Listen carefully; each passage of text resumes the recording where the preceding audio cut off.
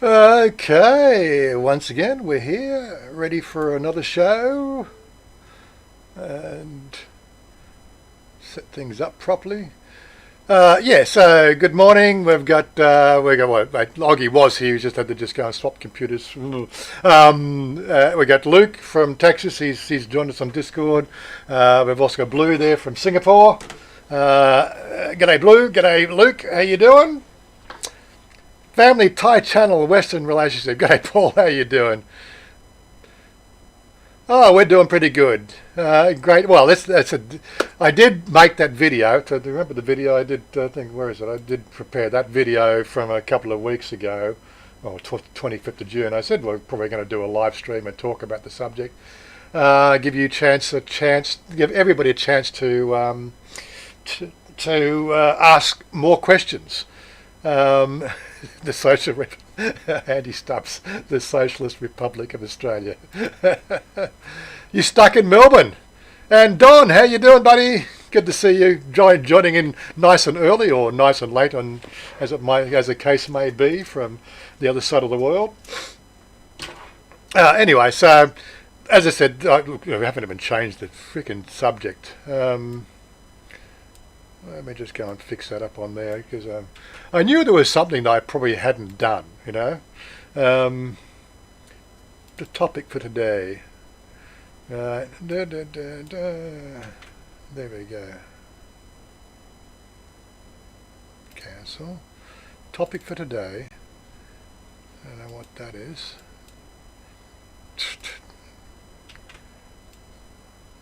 There's too much in the bloody keyboard buffer. Done. What? Really? God. The sort of things you have to put it up with sometimes. Okay.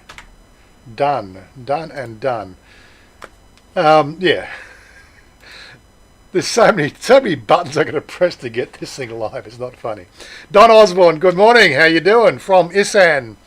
Very quiet, is it? You got any rain yet, Don? That's a big question. We've had a fair bit of rain here in sort of Bangkok area for the last couple of days. And Blue, he's obviously on the chat there as well. Andy Stubbs, 4 more weeks of lockdown. Yep, got to love that stuff. Hi, 4X and Blue. 4A, Blue, 4A, hi, 4X. That's right, 4A, XP. Yeah, whatever. Still bloody hot, no rain. Yeah, I've got a mate of mine, Charles. He lives up in that eastern part of, it's actually eastern part. It's actually east of Bangkok. It's not too far away. And then, of course, Oggie's back, and we've got Psycho. He's decided to join us as well. G'day, Psycho. G'day.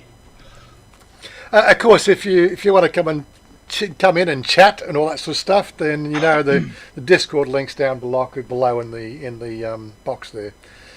And David SK from Melbourne. G'day. Yeah, IFTC. Where else are we going? Yeah, just making sure I'm not missing anything anywhere. Yeah, so I thought we're always looking for subjects to talk about, and this one here is a video, as I said, I did a couple of weeks ago, and we put another video out, sort of a supplementary video out yesterday, which seems to be doing quite well as well, because we get more and more people asking about the Saao Song, right, which is a Thai word that describes the ladyboy.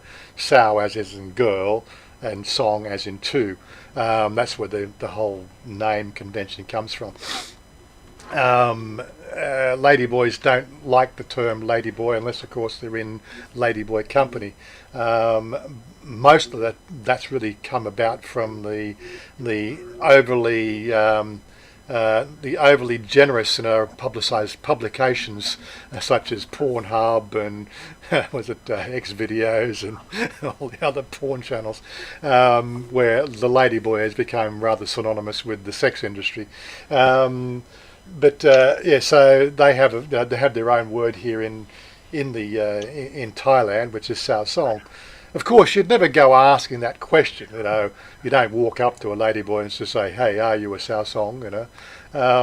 That's really just bad form, as we've talked about in the videos. But it seems these days, unless of course you're on Tinder, then you don't get a date. I don't know how that works. I'd never used a dating app in my life, so I wouldn't know how it works. Tim Anderson, g'day, how you doing? And Xnello 4 and 5, yes, and that's another fellow explorer, and Antraxia, I don't know, the new name there, Antraxia. Have you subscribed to the channel, Antraxia? Haven't seen you pop up before. Don't forget to hit that subscribe button. I am dual streaming here into Facebook as well, on my gaming channel. For those people who... Oh, there we go. There's as soon as I said that, Jeffrey Hines. How you doing, Jeffrey? He's watching in the old Facebook thing. Again, it's just more about exposure. I tend to find a lot less trolling on Facebook than I do YouTube. YouTube, in my mind, is a... There we go. And we got Jeffrey. Jerry Bello. How you doing? He's liked the stream on Facebook as well. Cool.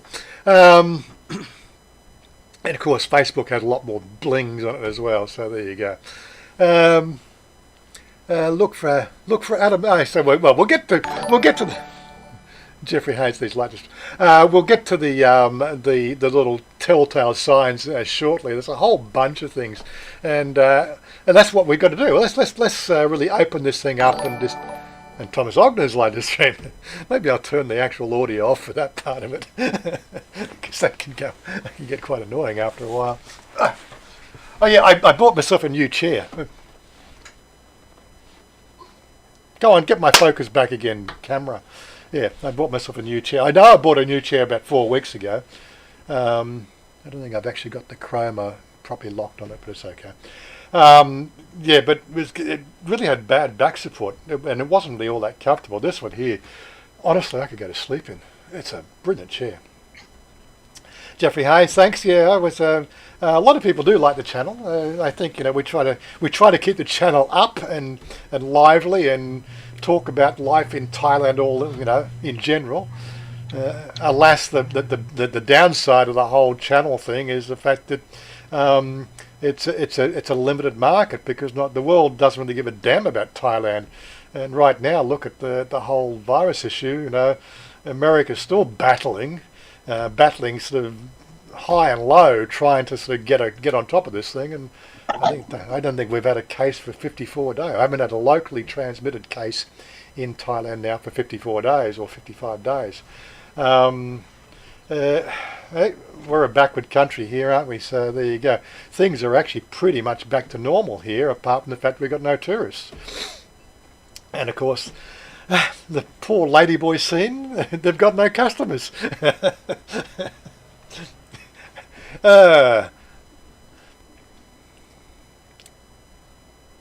Yes, that's right. I'll just call him X, because it's probably easier. Yeah, X, yeah, the Adam's apple. Well, the two things with the Adam's apple, let's try to stay on subject if we can.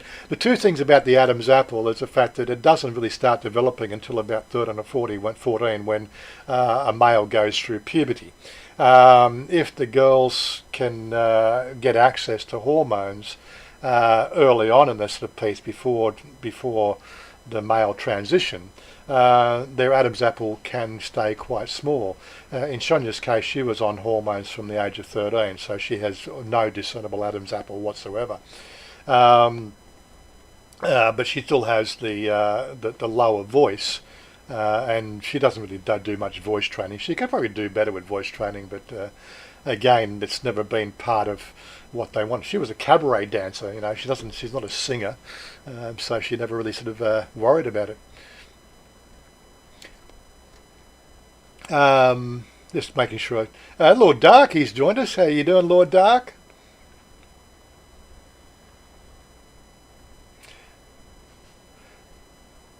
I wouldn't be surprised if Wu and Dan put you up for stage 4.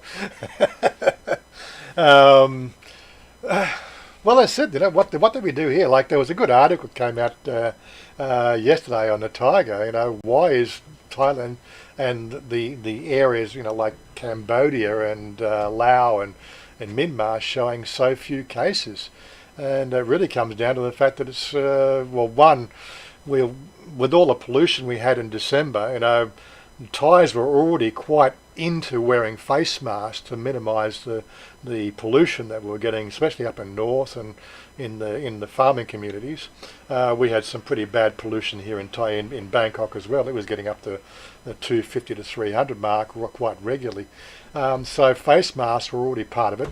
And of course, I think the one thing that really sort of sets itself apart from the rest of the world is there's really, in Thailand and this particular area, there's a lack of personal contact. We weigh and when you greet somebody, and maybe that's a standard we should be adopting around the world. Bugger this freaking handshaking stuff. Do I think Thailand will open in January? Well, that's a good question. The one thing that, again, so I don't want to really talk about the whole situation of the virus, because as soon as you do that, YouTube turn around and just say, sorry, you don't make money on the video. Not that it's a big deal, but it's just, the fact is it's a principle. The czarist nature of YouTube, right? Telling us what we can and can't advertise and sort of forcing our hand to stay off the subject because it's against the narrative, against the mainstream narrative. And this is one of the things we have to deal with. Again, I sometimes wonder why I don't get a bigger channel, like we talk about Ladyboys and things like that, and you see other Ladyboys channels, they skyrocket. Because I'm in Thailand for one, and two, I think the whole Ladyboys subject sort of can also limit your exposure into the regular community. Again, it's just the way these algorithms work. I get, no joke, I get something like this last video I put out, the video, not that one there, but if I go to my channel, if I go to my channel and look at the video from yesterday, actually let's look at it through here. Let's look at it through the dashboard. It's not even been up for 24 hours, and I'm getting a 17.8 through 17.8 CTR. Now, you look at any of the big channels and the people that teach you YouTube, right? They say anything over 10% CTR, right, is a big channel. That's the CTR of 10% or more is a channel of 50,000 subscribers. Yet I've got that video is getting a 17.8% click-through rate, and I've got a small channel because they just don't. They're not showing, they're not presenting my videos to a bigger, a wider audience, and this is one of the things we have to deal with. They sort of say they're pro LGBT, but they do something to your channel to freaking limit your exposure. This is what happens. It's like everywhere you go, people just don't know that the background. This thing here, when it was actually released yesterday, I think after 8 hours, is showing a 25% click-through rate, which means the image of that video was showing up for every 4 images. There was getting 1 click, right? That is an exceptionally high click-through rate. But no, and the average view rate, like it's a 12-minute or 13-minute video. And it's getting an average view duration of 8 minutes. These metrics should make my channel skyrocket, but they don't, because they're one, I'm a Thai channel, and two, the subject is about Ladyboys, who they are pro LGBT, but they won't frickin' put it in front of people. It's crazy. But anyway, that's what I have to deal with. I don't want to whinge and complain about it. This is my life, and this is where we stand in the whole life situation. You're talking about this. So Thai has plenty of people inflict what? Tim Anderson. Oh, let me just miss one. Well, we're talking about the Adam's apple, weren't we? Hold on. Jeez, it scrolled off pretty fast. So January, so that's yeah, January. Maybe don't want to talk about it, but maybe we'll talk about it a bit later on. The only reason to have cases, only reason we have cases is people are getting tested. 99% fine. Oh, yeah. Mr. Mitch, good morning. I didn't see you there. Awesome, and hope everything is well there. Vocal cord training can be done. Yes, right. It's something like the girls I knew in Australia, because of the fact that they were prohibited and getting access to hormones until about the age of 18, unless of course there was a medical reason. Again, the czarist nature of the Australian government and their medical system is absolutely crazy. But most of the time, most girls over in Australia, they can't get access to those hormones unless, of course, they go through a psychological evaluation, right, and then get prescribed. I think even the pill is on, even just women need to go to the doctor to get the pill, right? It's not an over-the-counter thing like it is over here. You've actually got to go to the doctor. The doctor has to prescribe you your birth control system. Right, it is absolutely a czarist system. It really is. I'm sure a woman fucking should know that whether she wants to have a baby or not. But that's the way it is. But so in Australia, that's what you got. You've got this czarist system with the embedded indoctrination of doctors, being God, plus the psychological evaluation. So most girls can't get access to the hormone until they turn at least 18, and they're considered an adult, voting age. And that means the fact that they've already gone through transition, they have to do a lot of vocal training to be accepted in that Saao Song community. Mind you, that Saao Song community is nowhere near it as prevalent as here in Thailand. And again, that's another thing that people ask me. Why is there so many ladyboys in Thailand? On a statistics numbers, global statistics, the biggest country per head of population for transgender is actually America. Most people don't know that. I think 0.7% of the American population have what they call on their census forms said that they are what they call transgender. I don't know what the thing is on the census, but they also have good record keeping. It seems more prevalent here in Thailand, and that may be so, but we don't have the same sort of census. But I think from the census data that we have had access to, when that last thing was done, I think it was 5 years ago, the data they were pulling out of Thailand was from 2012 or something like that, and they were saying Thailand only had a 0.5% population as being transgender. I do think it's a lot higher, but again, how good is that census data? Just like how good is their virus data? Ladyboys tend to want to stay there. That's their life. They're in transition, or they've chosen that gender as their way of being, and they don't feel the need to be sort of writing it on any forms anywhere. And this is again Thailand. It's that's one of the glorious things about Thailand. And there's not so much record keeping. South Korea is probably the best place, but it's risky and very uncommon. Falsetto voice control is the usual way. Yeah, I think falsetto. That's the. I know that I did music back in my teens. I'm familiar with the term, but I just can't remember how to actually describe falsetto. Tim. Thailand has plenty of people inflicted, yes. It's just not known because of the lack of testing. China denied entry to 2 Thai flights into China due to multiple people on board testing positive. But it's not coming out of those people aren't local. They are people in transit between, and Thailand is a stop-off point and they're being held in situ in the airport. They're not actually entering there is a mandate of a 2-week quarantine, no matter who you are.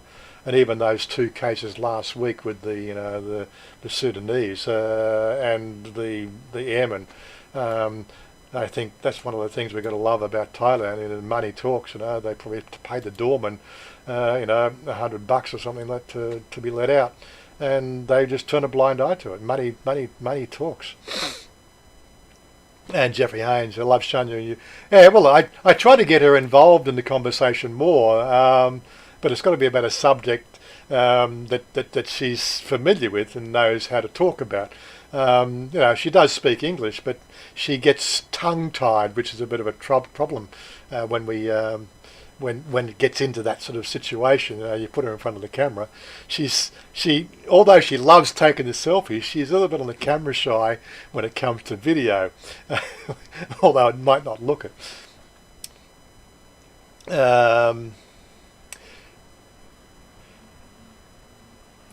Yeah, so where do I get? Been off to work all week waiting for the test results. Fully paid, so I'm not complaining. Yes, Stephen's not here this morning, but he was telling me last night he actually went down to what do you call it, his local social security office, because he's basically been put out of work again from his teaching career, and they just said, not to worry, not to worry. Here's you're entitled to $1,000 a fortnight. He's just saying, I don't know why I've been stressing so much, because his house is paid off. So $2,000 a month, from the Social Security Department. He doesn't need to work. It's almost enough to go and live in Thailand on. It's crazy, isn't it?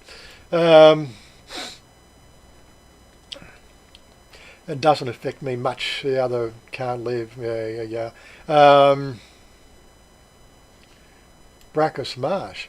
I don't even know where Brackus Marsh is. Is that in Melbourne, is it, Paul? Sounds like a Melbourne place. Keep away from apart from working Altona. Is it any topics about ladies, boys? Yeah, okay. Well, I'm gonna try and stay on topics. You got to ask questions, or come up with something that I can interact with, and I'm already sort of maybe 10 minutes behind where you guys are talking already. So I'm going to skip through. What I'm looking for is those @ symbols, right? You can actually ask me directly by putting an @ symbol and sort of selecting my name. That means my name gets highlighted on the screen. And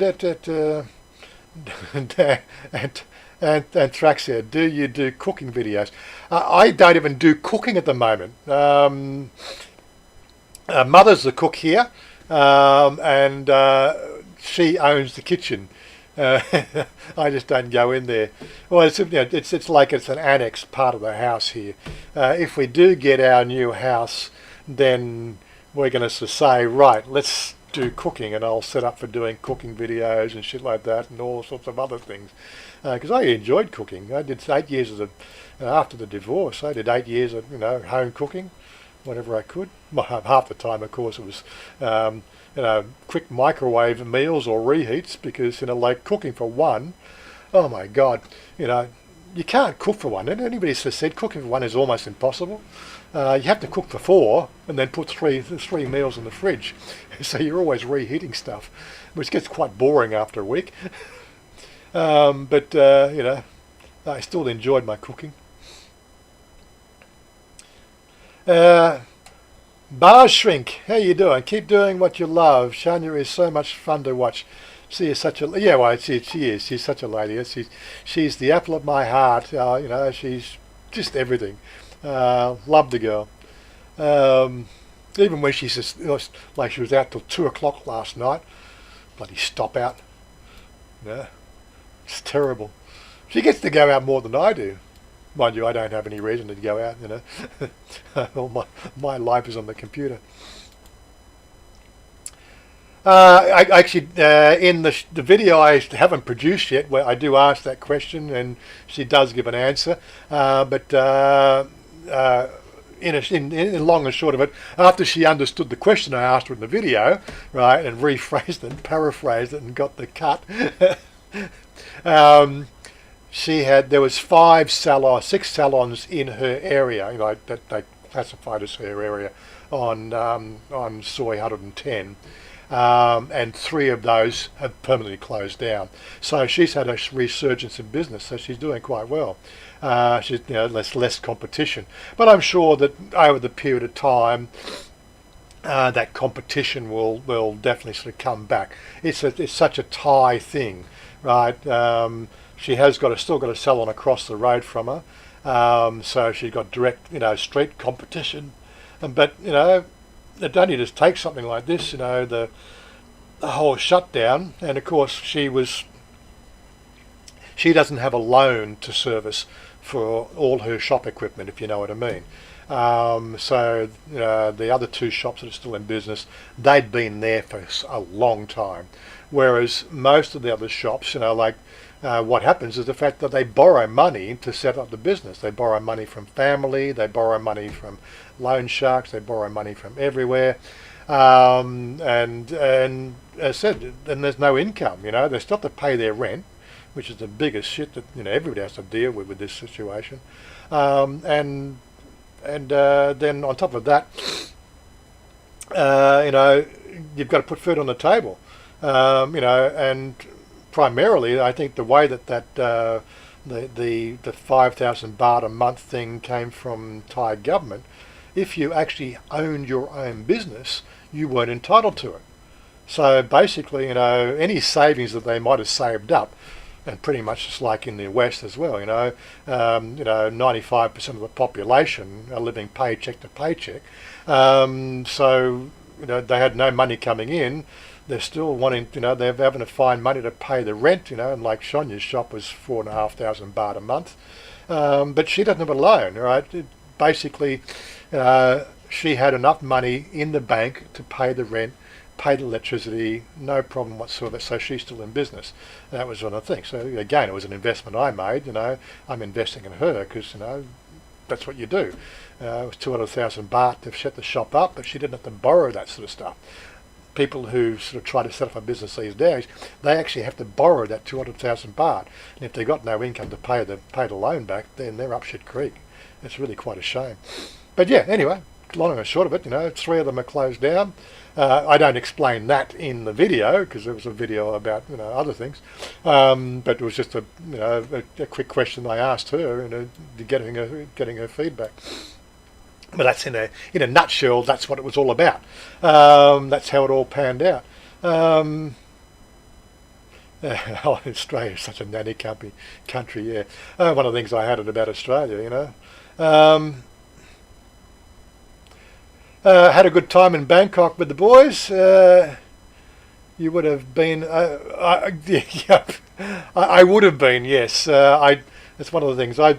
Although I might sort of seem like a bit out there when it comes to the sort of my lifestyle, I still do respect the fact that when you're drinking, I don't drive. That's just one of those things I will not. I didn't even do it in Australia. I was very anti-drink driving.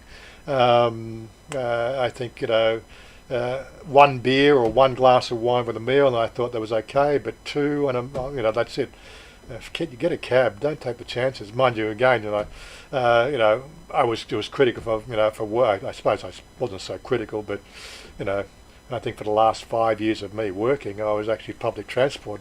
I don't even know why I bought the sports car. I got to drive it about once a month, which was a bit of a pain.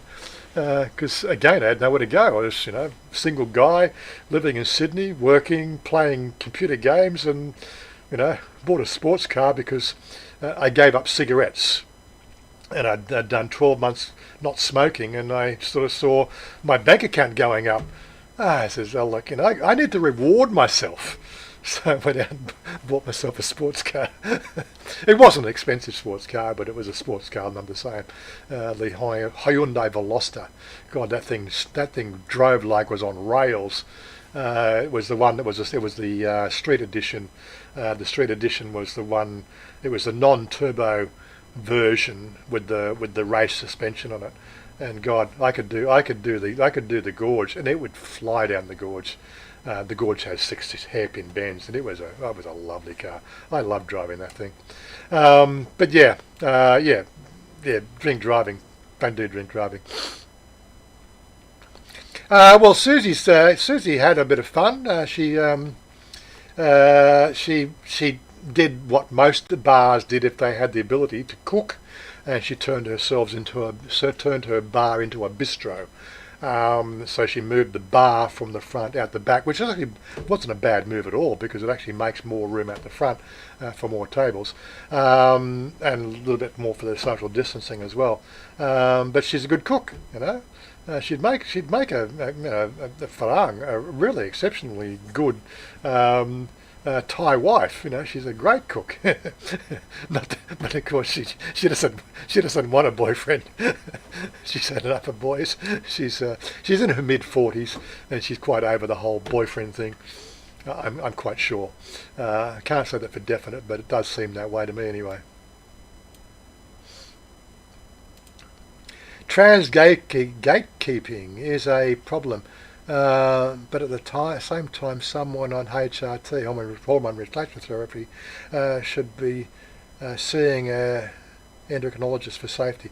Some girls are over anxious. Oh yeah, and this is one of the problems we have in Thailand here is because of the fact that you can just walk into your local pharmacy, and even if you just say you're Chanya comes in, she's like this, and even if you just say you're going through transition, and you're a Saao Song, that's it. They just look at you and quite freely hand the hormones over. And so what happens, of course, in our soy here, for instance, we've got I think 4 pharmacies on our soy. Again, it's like the 7-Eleven thing, we got 3 7-Elevens, one Big C Extra, Big Stream Mini, the Tesco Lotus Express, and 4 pharmacies. That's to service our local Muban here. Of course, a chemist will do the right thing. If you walked into that chemist and asked for hormones, she would remember your face, and then if you came in and wanted more hormones, she would deny you because it's her responsibility. But she doesn't know what the chemist up the road's going to do. So that's what some of them do. They want to get their breasts quickly, so they'll go to they'll go to their regular pharmacist, and they'll get their hormones or their estrogen or Estremon. I think most popular one is Estremon. It's in a yellow packet.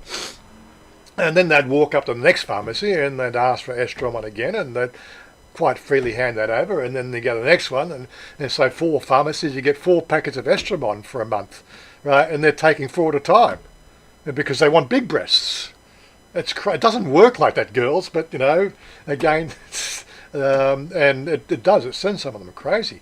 I know one of the girls around, one of Chanya's, we might say, ex-friends, she has just been fanatical with trying to get some people, taking hormones is not going to change anything, right? Especially if you've gone through puberty. You can take all the hormones and you want, and it's just not going to change the situation. $3 through Super Chat. Thanks, buddy. There you go. Look, the little money thing over there. I love that. Let's see. That's Insomnia Gamer needs to put the little animation on his.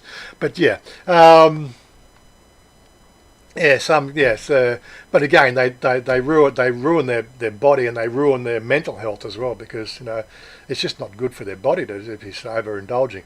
Unfortunately, she missed the chance to go through transition when she was young. She didn't start until she was at least, I think, the age of 20 or something before she decided she wanted to transition. So she was very male in a lot of characteristics. And again, taking hormones is going to make your hair probably grow a bit longer, but unless, of course, you got the right internal workings, no amount of taking extra hormones are going to put breasts on you. I'm sorry. It's those sort of situations they need to go for surgery. But being lower class Thai, also not having a regular job because she's transgender. She can't get regular work, so she's basically she's living hand to mouth, in not in the sex industry, just doing odd jobs wherever she can. I think she still lives with family. So family takes care of her. She takes care of her mother as well. She does all the regular things, but that's all she can afford. She can only afford the hormones, and she can't afford the 45. Wait, I think the price now is 55,000 baht for getting the breast augmentation. Which again is not, I suppose people like to know those sort of prices as well. Breast augmentation, 55,000 baht. I suppose I should give you a price comparison on that, shouldn't I? God, the Australian dollar's climbed up a bit. Yeah, so we go 55000. So that's $2,482 Australian. It's not even $2,000 US, and it's basically it's a 1 day surgery now. It's very well organised, and they just go through like you wouldn't believe. The trouble is, if you're coming over for medical tourism, when medical tourism does open again, you do need about 4 weeks of recovery, and you do need to do regular checkups in that 4 weeks. So if you're staying at a hotel, that might be challenging. Right, now one of the things that I do hope to do, right, if everything comes off of this house, we will probably be offering people who contact us on Facebook, and we've made friends, we know their background story and everything else, right? If people are thinking, the girls are thinking of going through transition and want to come here, right, to Thailand, we may even consider sort of putting the spare room up as a recuperation if they want us to help out with paying them the mortgage for 4 weeks while they recuperate. It'd be nice to obviously have somebody who is fully transitioned in the house to help her through the psychological adjustments and things like that. So that's something that might be coming up in the future. I don't know. It's something that Chanya will organise, and again, they're going to be friends with Chanya, not so much friends with me, because it's Chanya's responsibility. But it's something that we have talked about, and it's something that we may be doing once we get the house. We just don't have any room here. The spare room's a freaking walk-in closet. It's crazy. Let me scroll down a bit. Perry, yeah, I didn't see Perry's come on the channel there. Yeah, Perry, sorry for the late hello. What else we got? Actually, the record keeping in the US isn't great, to be honest. There are not a census questions about having this. Is that right? Okay, so the article I was reading, it was actually a medical journal, seemed to suggest the fact that this was census data. They didn't actually directly say it, but the data, maybe it's just maybe it's collected doctors' data. But yeah, I think that the three tops was US was top, followed by South America. Was it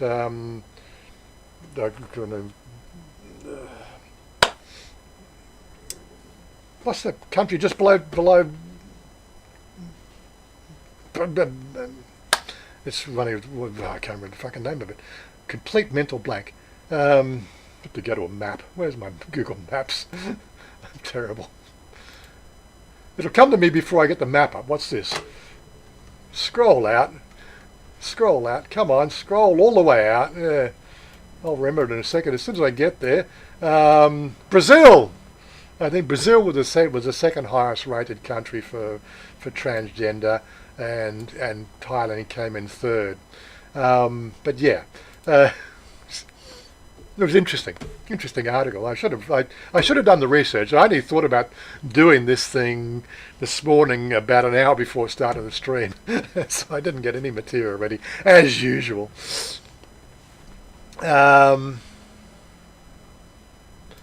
What else does Australia have to offer? Look, if I had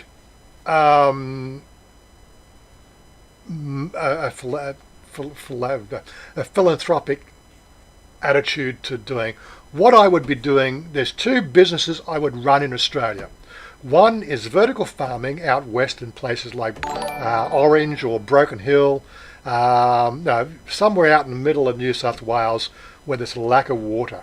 You know, vertical farming can be set up for a rather modest price. I would go into business building vertical farms and then started to feed the world. There is definitely money to be made in that, and you can see Singapore does vertical farming because they've got a lack of space, and it's quite commercially viable. All the farmers in Australia are complaining they've got no water. Well, a properly set up vertical farm system uses only 5% of a regular farm water, right? That'll solve all your problems. It does cost you some money to set it up. I'd need like $10 million to set up something to be a financially viable system, right? But that's what I'd do if I was in Australia. I'd sort of invest $10 million, set up a completely sort of vertical farming sort of agricultural system somewhere out Orange, Bathurst area, reasonably close to suburbia, so you get access to all the regular stuff. And I'd make money doing that. The second one would be we have such an abundance of sunshine and flat areas out in the middle of the New South Wales plains. I would go into building what they call hydrogen farming, using electrolysis from the sun to crack water into hydrogen and oxygen, right? Because I've been following the advent of what they call hydrogen fuel systems out of Europe, right? The one thing that they are lacking in Europe is commercially viable hydrogen production, right? And you could do it at a cost positive solution in places like the middle of New South Wales. The land is cheap, right, and the sun is abundant, right, and you're not trying to ship the electricity into the grid. You are making hydrogen. Then, of course, all it requires then is hydrogen transport, right, in the specially designed containers, and you could make a real decent profit from that. But where's the incentive for the Australian government should be incentivising these things, but they're a nanny state run by corporations that bought the government, and unfortunately they don't see the future. But the future's there, and I will argue black and blue on that one. Battery powered vehicles are a transition. It will become hydrogen fuel cell cars in the future. That's where the whole thing will lie. Charging off the grid, right? It's just no way to run an EV system. But anyway, I'm entitled to my opinion. I'll probably have people argue about that shit. When I win Lotto, don't think there's a tax you have to pay. Let me just scroll down. I'm looking for transgender questions. Pat Thai, how you doing? I didn't see you come in there because I'm still. Oh God, how far? Like maybe I'm going to have to scroll all the way down because you guys are so far ahead of me. You're all chatting amongst. I've got 44 viewers, so okay, we're caught up with everything, right? So I can only see the last 20 comments. He's worth 25 million from a business list hundreds. What was that? Oh, he says that's a bit about my vertical farming. Vertical farming, Concha, I don't know what. Talk about Thailand. Okay, how you doing? No, so I didn't even see you come in because I've only just scrolled down. I was so far back. So Stephen's joined the. Yeah, you can come on and chat us on the Discord if you want, Stephen. People get sick of me talking all the time, so I prefer people actually joining in and talking as well. Talk back, good part of the pink eye. Dalla, time for whippersnipper. What are we also going to do? Okay, Chinese can come and get us to forget Brazilian. The latest craze is straighten your pubic hair. Really, Dallo. Good morning, Dallo. My wife got it done. Yeah, okay, right. Good one, good one. I need to meme that one. I don't know how I'm going to do it though. Um, Next week, just call the stream morning coffee chat. Okay, I can do that. If you can do morning coffee chat. I've tried to stay away from that particular style of titling because there's a few bad seeds in the Thailand vlogging genre that have done the morning coffee thing and sort of given it a sort of an almost a troll magnet flavour. But we've been pretty good with the trolls, so maybe we've got enough of them blocked that it's not going to knock any distance. So maybe I'll put it on my list of to dos. Time for some time for some backburning. They're gonna give you a good one about that. Oh, don't worry. What amazes me is farmers have to pay the local council for having a. I know isn't that crazy? You've bought your land, and now you have to pay to put a dam on your own land, right? And again, so as I said, the technicals behind vertical farming are very positive if you do it right. And of course, how big is that water reservoir? Because it's part of a vertical infrastructure or a building system, it doesn't get classified as a dam. That's one of the things you can get around. It's not a loophole. A couple of people have done it in Australia, but they've only done it small scale. But yes, one of these water rights things, But the water can be completely recycled if you fully enclose it in a proper, built-up greenhouse. You get you get evaporation in the greenhouse, but you do proper catchment of the evaporation. You then bring the water back into the thing. It becomes like it's a self-sustaining ecosystem. You put fish in the water reservoir so that you could obviously get the fish excrement to keep the nitrates in the water and so on and so forth. It's a very profitable business if you set it up properly, but you need about 10 million to set it up properly to get the thing initially running at a profitable level. And I don't have $10 million, unfortunately. I'd like to have $10 million. It'd be a big, good business. Would I do it in Thailand? Probably not, because the fact that, it just doesn't become a profitable thing in the Thailand way of things. Mind you, it could at some stage. Warren, how you doing? Bit late tuning in tonight. That's all right. That's tune in when you can. That's all right. Weekly tech review. Well, my mate Psycho here. He's plugged. That's Thailand Unplugged. He's joining. Okay, Steve. But Psycho. Hey, Warren, how you going? Good. Let me just can you hear me? I can. Let me just turn you down a little bit. You're a bit on the loud side. Okay. Good. Sound check. Yeah, so Psycho does a tech review now, or they're doing a thing, or they're doing it as a podcast. But I don't know. I think tech reviews would require people to be in a FaceTime, sharing screens and things like that. Something I'd have to do, probably organise with Stephen and use his what do you call it, Streamlabs account to do that sort of stuff. StreamYard account, Streamlabs account, StreamYard account. I can do it for free with the branding, but I'm not going to pay $25 a month for StreamYard. I don't use it.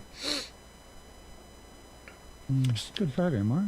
It's a good program. It's just I've stayed away from the FaceTime streaming because, again, people have sort of said that it's just too in your face. Then again, here's me sitting in front of everybody, in your face. There you go. Did Chanya have any comments about the tantalising prospects of same-sex? She's had a couple of things we've talked about locally. The community and the people that we associate with on that same-sex marriage, they're overly concerned the fact that the thing will get watered down. And basically the push we're getting right now is actually the pro-LGBT community. They're sort of saying, we don't want this category of legislation going through because it's still keeping transgenders as a secondary class citizen. even though it's to create an equality. This is saying, because you're not calling it marriage, we are not getting all the benefits. So they're opposing the legislation because they're being fucking trying to be politically correct about the fucking situation. Right, and Perry, thanks for that, buddy. There's a $7.99 super chat. Thanks, buddy. It always helps. But yeah, so the pro-LGBT community right now are opposing the legislation that's in front of government. They're trying to get it changed to the fact that it's not what they call a a license or a there's a special word they use for it. I can't think of it right off the top of my head. They want it to be called marriage, right? Their defence in the situation is the fact that if you go through a full transgender reassignment, you are effectively female in every way, shape and form, right? Apart from the fact you can't have babies, right? And you know, those people are being disenfranchised by the legislation by making it a marriage agreement rather than making it a sort of a what do they call it? There's a fucking word they use. I can't think of it. What do they call that word? They got it in Australia. The same thing happened in Australia. It's not actually called marriage. It's called a Civil union. Civil union. Civil union. They don't want the name civil union in the legislation. They want to be marriage. So really, what you want to do is you want to get the legislation through first, and then you can have it amended.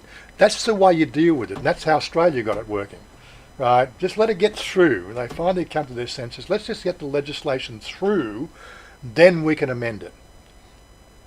Brian Reid, hey, what's going on? Now we're just having a good old live chat about, well, Ladyboys in general, and about everything else that comes up in the conversation. But yeah, so, and of course, in the conversation we've had with Chanya, she's quite concerned the fact that because this pushback is going on, things will get pushed down and it'll take longer to get through. Whereas if you left the legislation has been sort of written by the council. It's all worded properly. It's quite valid. It just requires a sign off, right, in Parliament. A sign off in Parliament can go through in weeks, but if you've got all these, these different sides of, like just it's the infighting in Parliament right now is ridiculous from what I can understand, because you've got, the junta running the show, but you've got the Warren, I think everything's consumed with the coronavirus, the Chinese coronavirus. That's why everything will be delayed and that's the arrival. It's the same with the visas, mate. They're the bullshit with the visas. They've just released today or yesterday. It's just they're so busy with the coronavirus. Everything's put on the. Yeah, that's right. That's everybody's so focused on, in my opinion, this event that. So Thailand have done one thing there. Alas, right, what they've done is they've shut their borders and it's worked. We've got no internal spread of the virus, right? Oh, but, until somebody arrived in Rayong, though. Have you read about that? Yeah, but they've tested they've tested everybody, and he didn't. Supposedly, the data's come back so far that there's been no internal spread. But that's what happens. People pay somebody, the gatekeeper, can we go out shopping? Here's $100. Oh, yeah, we'll look the other way. It's no problem. This is what goes on in Thailand. And of course, that'll come to light, but there's going to be a mandatory quarantine. Doesn't matter who you are. They're clamped right down on that. But it's not going to work, though, Warren. Well, the problem is, like, you look at Sweden. Sweden, right now, the numbers coming out of Sweden after 4 months are showing this is what the world should have done, right? Of course, Sweden didn't do it properly. They still didn't look after the people who were the high-risk group, right? They let everybody come and visit all their fucking parents. Everybody's dead in Sweden, though. No, they're actually sort of they flattened the curve the natural way, and they've now got what they're actually saying they've got a 20% herd immunity, which is a number now that they're saying that can effectively wipe out the virus completely, right? You need herd immunity, whereas Yeah, but Thailand it's Warren, building no herd immunity. they broke the record for the amount of people in the virus. Dead. Per head, yeah. Yeah, per Because head. And it was an astronomical amount. I know a nine, bit yeah, about it because I talked to, Jay's from there, and yeah, I yeah. talk to him all the time. It's, I don't know if that's a way to do They it. they just didn't protect the elderly, right? They should have quarantined the It's elderly. called euthanasia, isn't it? Well, that's effectively what they did. They euthanized Jesus Christ. they euthanized a lot of people in their nursing homes. They quite freely admit that's why their numbers. But as I said, 90% of the cases that they had were over 70. Right? They freely admit that. They freely admit that they got it wrong. And that's what we should do. What the world should be doing is they should let it go through the quarantine the nursing homes, quarantine the elderly, keep social distancing. But if you are ill health, then lock yourself up, stay away from it. Let the thing run for 6 weeks, let it peak and then drop off. Right, let the herd immunity build up.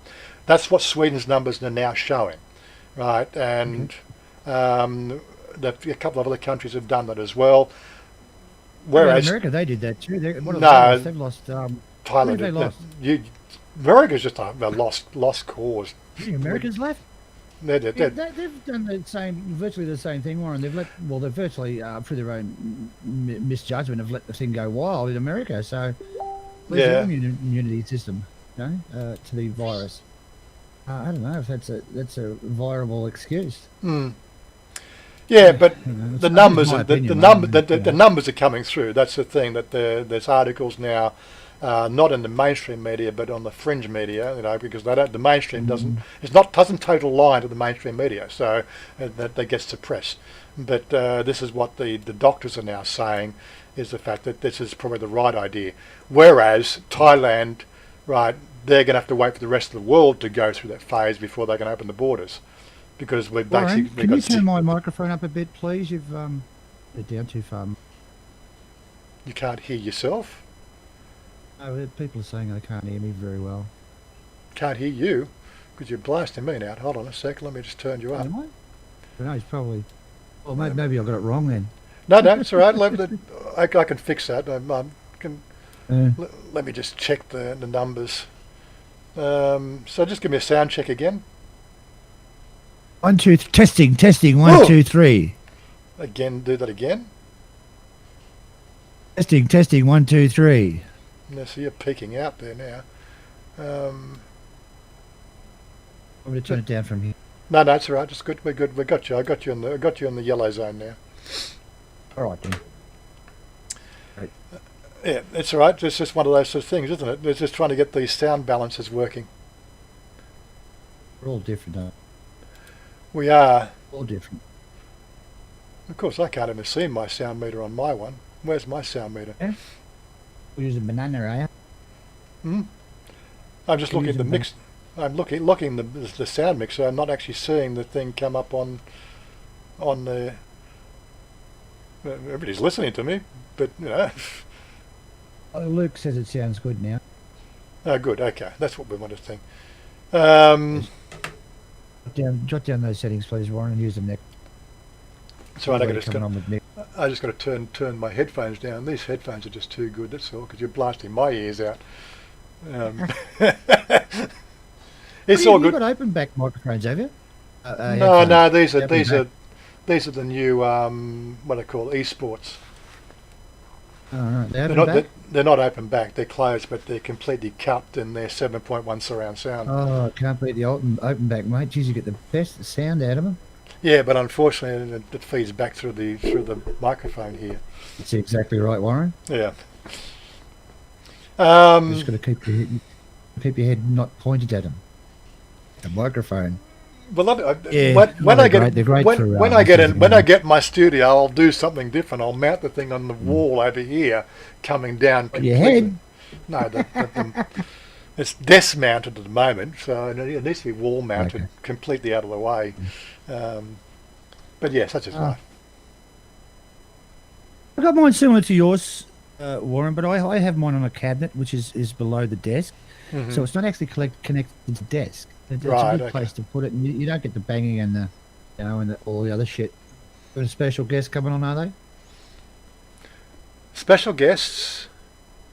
Change the No, subject. I don't see any special guests. We got Blue, we got Oggy, we got Psycho. They're all there. They're all listening. I can't see the channel on your head on the Discord. Can't you? Well, when you click I'm just onto getting the a picture of when on you the screen. when you click Please. into that little box there on the Discord, I know you can't see it very well, but you just got to click on the I channel got it there. now. It's up. It's up. It's got it. It's Yeah. all right. It's right. But fixed. Slide it around. Oh, we've got 3 screens. Oh my god. Um, Yeah. Oggy. Luke M. Who's Psycho? Jesus. Psycho. That's Cody. He came over here. Was it last Christmas? He's done a few trips to Thailand now. He was in a couple of my Good. videos. They're my gamer buddies. Oh, We play games I together. was getting ready. Right. That's great. I was getting ready to go to Thailand again, Warren, and getting excited and wait till they lift our bubble Bubble, yeah. Australian bubble Thailand, and we got a massive infection in Melbourne. Mhm. That would spread to New South Wales. So New South Wales and Melbourne are on lockdown again. They can't travel to anywhere. They've closed the borders. This was, I was just so excited about getting to Thailand, and I think Johnny was going to go, and Adrian was excited. Now we're all locked back down again. I think the only one that can escape at the moment may be Adrian, but I don't think none of us can leave Australia. Why would Adrian be allowed to get out? They haven't got any coronavirus in Queensland. Oh, okay. But yes, as long as he gets the medical insurance, as long as he gets I all don't the know other. now. Oh, because it's changing every day. What they require. Yeah, I know. It's. I was watching. But you can't blame them for doing anything like that. It's something that no one's expecting. Yeah, that's right. And they're fighting a losing battle actually. Hmm.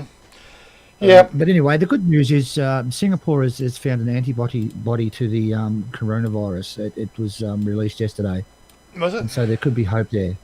Is it a T cell antibody? E-cell, yeah, I think it was. Yeah, hang on, let me have a look. The article up. I'm actually doing it now. Yeah, unless of course they get a T cell Yeah. antibodies, then it's not going to work. It's just going to look at flu. Where is it? Just check on that.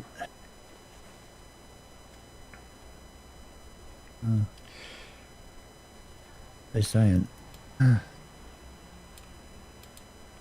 neutralizes the coronavirus. That's what it says. Needle and thing. It's like finding a needle in a haystack. It's got all the details in there. Jesus Christ! Not reading all that out, Warren. Whoa. Does it mention It T cell? reckons they've found it, so all I've got to do is make a vaccine.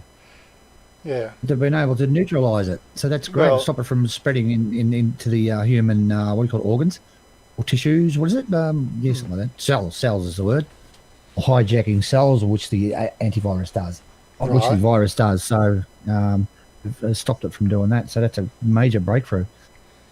Mhm. Anyway, we'll see what happens. Yeah, but I've been reading sort of something about all this. There's got 50 different countries, I don't know, 100 different countries all trying to make. Luke Meadows, oh, thanks, buddy. Thanks for that. Well donated. We get to drink beer today. All right. Yeah, so If I was there now, Warren, you'd be sent to the pub. no, I'd be go doing to the stream by myself, and you'd be at the pub. go to Beer. 7-Eleven, get my beer. I said 11.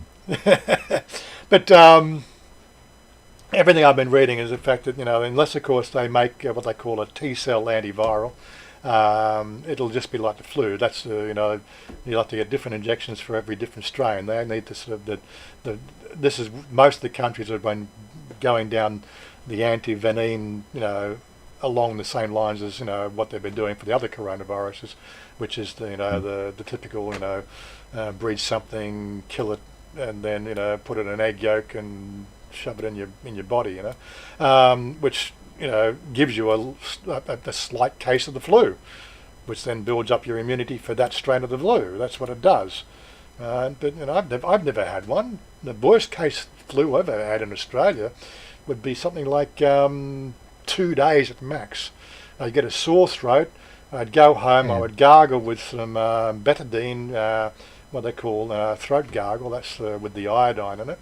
I'd gargle with that. I'd do gargle probably 3 times, in a 6-hour period. Go to bed, take 2 Panadol, wake up in the morning, the throat's done. It's passed through the throat, and I may have a bit of a sniffle and a bit of a chesty cough the next day, and some sore legs. But 2 days, and I was over and done with it.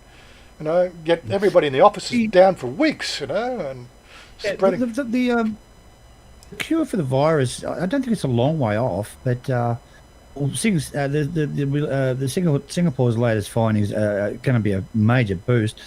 But I read a couple of days ago that the Russians have been accused of hacking into the medical system in America to steal research on the virus so that they can come out with it first. Now, the country that does come out with it first is going to be very wealthy, obviously. Well, not super wealthy, but they're going to make a hell of a shitload of money.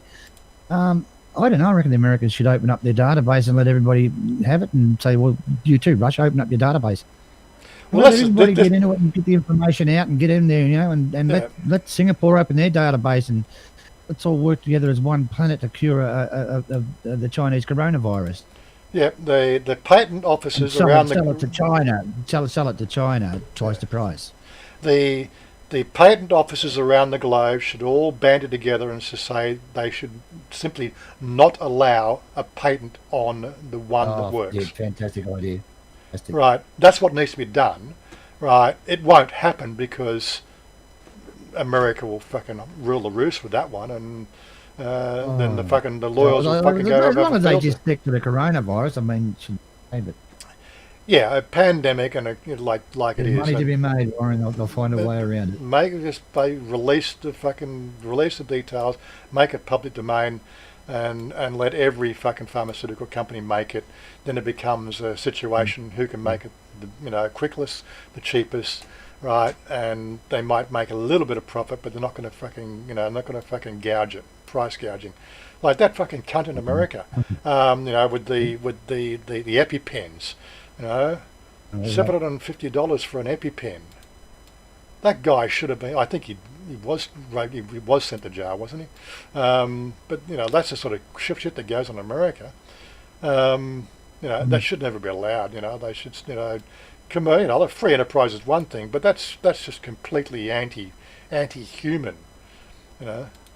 Somebody should take the streets and talk about riots. Black Lives Matter. I bet you should go and sort of take out the fucking assholes that run these pharmaceutical companies and like that and make almost like an EpiPen, which costs like $3 to make, but it's patented, so they're going to charge $750. Really? That's ridiculous. Yeah. Pat Thai. Thais owes money for leasing aircraft, so no planes. Qantas just retired 747s and parking all 380s in the desert. Our CEO basically says no international travel till the vaccine is found. Yes, but how much are they paying that guy? What's his name? Royce? He's on a 7-figure salary. I don't see him taking a fucking pay cut. Really? You don't have a fucking you don't have an airline. Don't have any. Give him you deserve a pay cut. You damn bloody CEOs.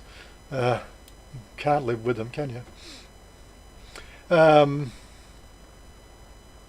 It doesn't make financial sense to release a cure. Yeah, it doesn't make financial sense for the companies that make it. Yes, but this is an excellent. You'd be surprised what diseases they have cures for. I'm sure. You're looking at billions and billions and billions, trillions of dollars. Yep. You're going to sacrifice that to give the cure for, let's be nasty now, cancer or whatever. And use billions and trillions of dollars. No, they're not. Yeah. So really, what they're going to have to do there is, people are going to have to, people have to do the thing. I don't know if you ever watched there was what was it called? The H. No, it was one to do with like she was undercover CIA or that leaking, showing out. It was really just a TV sitcom, but getting data out of these high security things. The things that they were coming up with, like USB drives in the bottom of your fucking hot in your coffee cup, so you can get the data out. And people are going to have to do the Manning and the Snowden thing and start leaking the data out of pharmaceutical companies, right? It's there. It just like. Look, what I said before, it may be a conspiracy theory. Well, nobody knows the facts on that. I mean, if they ever got caught with a cure for something that they didn't release to the public and they knew it had cures, it'd be hell to pay. No, but if you sort of said, if there was, sort of, say, a cure to say there was a cure to cancer, an irrefutable cure to cancer, it cured 99% of cancers. Right, because there's so many different cancers around the place, and they were withholding it because of the fact that it's not worth it, because they'd rather create customers than cures. Right, now just say that data got released into the public domain, right, into the dark web, right, release it out there so that everybody had a copy of the like the formula for LSD, for instance, right? Everybody had a copy. Right, everybody go and everybody go into manufacturing it just and you would have a black market, and it'd get out. They'd have no choice but to release the cure then, right, to stave off all the backyard pharmacists. But what it needs is the fact that these things are under lock and key so well, the fact that you can't even get it out of the data silos, and that's where you've got to deal with. You got to get it out of the data silos first. Right, how to actually do it? All the research, right? But yeah, it's a fucked up world we live in right now. Fuck the human species. The upper echelon, I'm pretty sure, wants to limit it to 500 million. Isn't what they say? The 500 million. Mr. Mitch, there, Warren. My niece's first round of chemo cocktail was $106,000. Yeah, it's ridiculous, right? And it's got a 40% success rate or something. Yeah,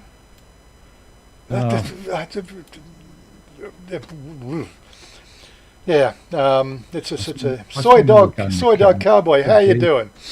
And Betty Crunch, HIV and SARS didn't destroy the economy. They will get a vaccine. Yes.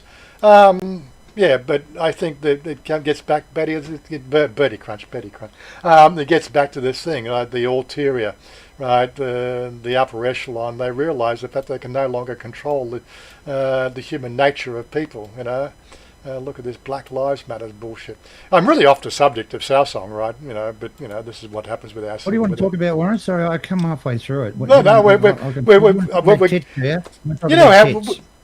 You were talking about tits. We were, but you know how we had that conversation? Was it at least a year ago? It was just something we were chatting locally about. We weren't even streaming, and we were talking about we were talking about Ladyboys in general, and I was telling you all this stuff that you never knew. I was trying to get into that. That's right. Yeah. Into that conversation, but getting people to ask questions is a bit of a difficult one, because I'm trying to keep up with the stream. I've got 43 people watching now, and I can't keep up with the stream. Yeah. I had to skip through a whole bunch of it. But yeah, I think you've covered it pretty well. I mean, I see. Well, it's. What can you say? You got a young boy who goes to school and he's not really a boy. He's a girl trapped in a boy's body, and it's picked on at school. And I mean, they do get a terrible treatment, and then when they're able to do something about it, and then they come out of the closet and. Well, in our country, I think you know that, Warren, they weren't treated very well. Yeah. It's different in Thailand. They were treated okay. They weren't treated 100% good, but they probably still had a hard time. So what do they do, Warren? Where do they go? Where's the place for them? Where do they live? Where do they belong in society? Yeah, one of the girls some people got out there and helped them. Yeah, one of the girls that come on here, Jade, she was beaten up in the streets of was it Newtown? Newtown where? Newtown, Sydney. Oh, yeah. That's inner West Sydney. She was beaten up, right? That's terrible. 4 guys on one transgender. They just had an issue with her, right? Yeah. And I think she spent months in and out of hospital, trying to recover from it. It was a severe beating, right? She was almost dead. She was almost beaten to death. But this is sort of crap that we have to deal with. That, do they? Mm-hmm. No, that's the thing. That's how a lot of the public the older public want to handle the whole situation. I know. Beat them to death and throw them into the water. And that's not going to work anymore. I'm sorry, gentlemen, whoever's out there. Yeah. Again, so you got the question comes now: why do they get that way? This is the thing. It's just to me, it's brought from our parents. Yeah, it's brought from that attitude of puff the batching every Friday night and all that sort of stuff. And we were brought up like that until you'd seen the light, Well, I grew up and my father was anti-Asian, right? I had a drum. My man called every Asian was a Japanese. Yeah, well, okay, I appreciate where the sentiment came from. My father, through Vietnam War, I know he had to do three. He wasn't front line. He was in radio corps, but he had to do. Oh yeah. He had to do three tours. So he was away. He was away from the family for 3 months at a time. And so Vietnam, Warren. Yeah, Vietnam. Yeah. So he had to do 3 tours. So he was away from the family, but he lost a lot of friends, right? So I can understand where his sentiment came from, right? But it was any time that you'd see somebody Asian on the shouldn't have been there on the TV, slant eyes this, slant eye that, get rid of the. Now this guy. No, interestingly, God rest his soul. He did pass away, but he called himself a Christian, right? He was a devout Christian, right? He went to church every Sunday, right? Mm-hmm. This is your father. Yeah, and he'd fucking sit there and put the money in the plate and get down on his knees and prostrate, and hallowed are the Ori, hallowed are the freaking Christian, whatever he did, because I wouldn't have a bar of that shit. But he forced my daughter in. Well, I didn't really force my daughter in. He just did the grandfather thing. He wanted to take my daughter to Sunday school. But he'd preach all this. But he'd do that on a Sunday. He was a Christian for 1 hour a week, and then next thing you do, you come on the TV and it wasn't so much even the Asians. Like the Pakistanis. Come home from freaking church, and then you got Australia playing Pakistan. The bloody Pakis, get up! Fucking gee, the guy was such a fucking racist, right? But he had a particular disdain for fucking for the Asians, right? You should have seen. Warren, Patrick Burrell's comment that it's been held up for whatever. You want to put that up? It's a pretty good comment, actually. Mm-hmm. Held up. Yeah, last one in. You comment. You got it. Because I can't see that. I've only got 2 chats on the screen. I don't know if I can do it. You should have. I might mark it up. Deleted message. Well, it was deleted, was it? I don't even see that stuff coming through. It's filtered out from the Streamlabs already. Oh, well, it's Patrick Burnell. Most guys who abuse and genders are fighting with their inner desires. So they think that beating a transvestite, I think it is a way to get it out of the system. Oh yes, just lying to themselves. That happens too. I mean, he's correct. It was probably a filtered word. That's why it didn't show up there. So yeah, I know. Yes, that's what I said. Yeah. That is actually true. Warren. A lot of people attacking in back in them days had a desire to be a ladyboy and thought, "Oh, you bastard, you're too good looking for me." Whack, whack, whack, whack, whack, whack. No, I quite freely admit, in my late teens, I was in that community, and one of the things I'd enjoy doing was going to drag parties. You know, Yeah, I've seen some of the photos, Warren. It was horrifying. Yes, horrifying. That was in my. That wasn't my teens. That was in my. That was after the divorce. But all my life, Warren, I've never had a problem with gay people. You know? Not my scene, you know. I'd sort of always watch when I'm over. That was a joke, Warren, too. Yeah. I never had a problem with any of them. I still don't. But it's not my cup of tea. I told you that from day one, you know. Yeah. So, just want to, Luke Meadows. Just want to thank Warren for the channel and the videos and an intelligent, no sexual environment for the discussion on the subject. Yeah. Well, again, it's because this prevalence. Like you do realise that I think 60% of the internet traffic out there is just porn site videos. 60% of internet traffic is porn, right? No, that's rubbish. I do not. You do not believe? You think it's 70%, do you? Did I tell you about the email I got, Warren? Listen to this. I jumped the email. Goes. I think I might have told you a bit of it.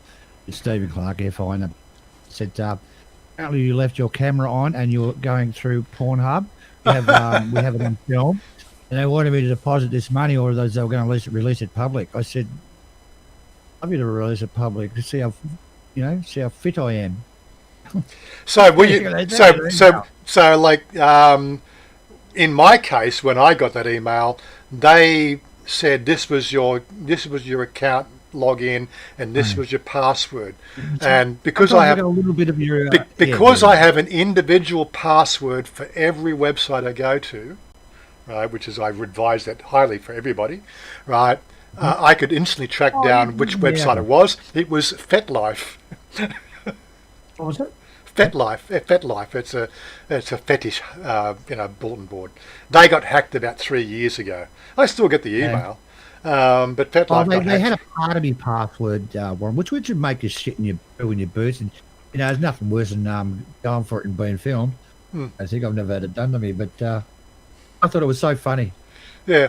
In my case, there was just a database hack. It was a password database hack on FetLife, right? Then they just make up these stories that sound legitimate, you know, and I just instantly read the email and go, well, you know, I quickly put the password that they told me my password was login. We have your account details, right? We hacked your camera, blah, blah, blah.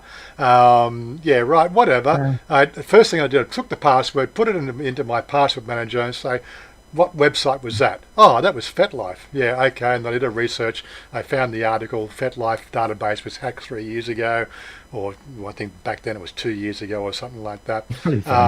So then I went straight back in. I changed the password.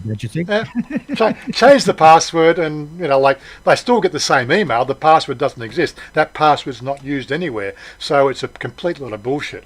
Right, but that's what happens. You get, you know, one of the websites you've been to with that password, right, is the database is hacked. They've done a password match. It's almost, unless of course you give somebody access to your camera, right? They can't hack your camera. Jade Star, the girl the lady you're talking about, Jade Star. Yeah. That's right. See, I didn't know if she was listening. Yeah, g'day Jade, how you doing, darling? Yes, she's almost killed.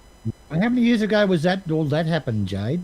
I think it was 3 or 4 years ago. Look, let her answer the question anyway. And it's I thought it was all in the past for us now, but it's just available then, is it? Yeah, when I got hit, I was walking to work.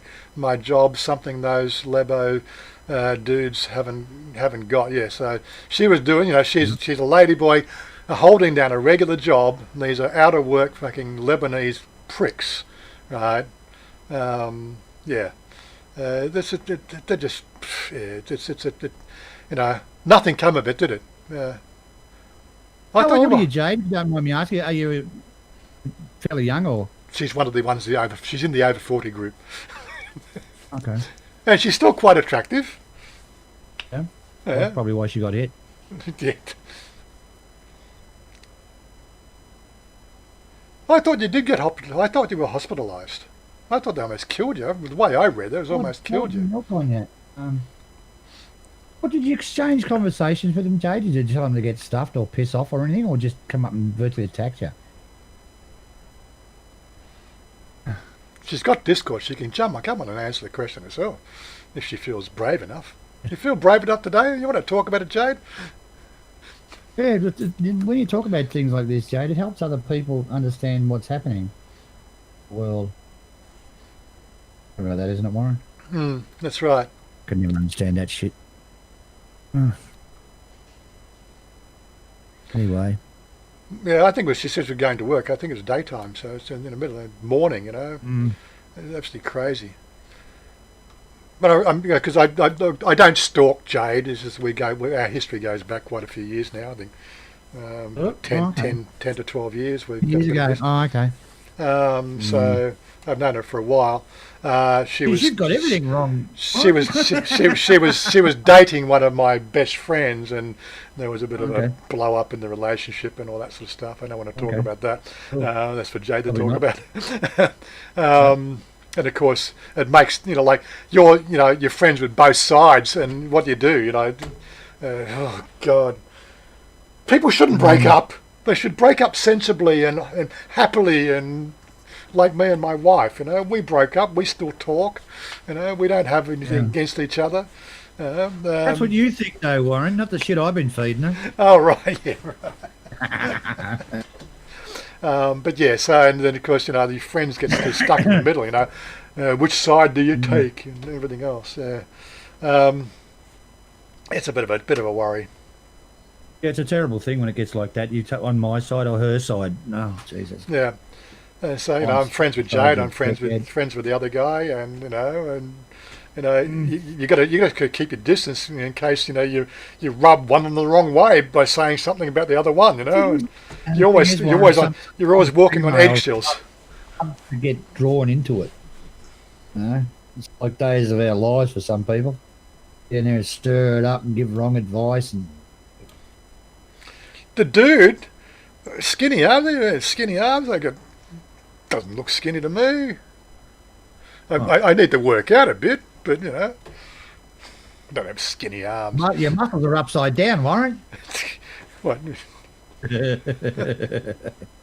Yeah, a bit. I need to tone up a bit. That's for certain. Sean Smith, he'd like the stream as that. Good on you, Sean. Yes, Dallo. What's it?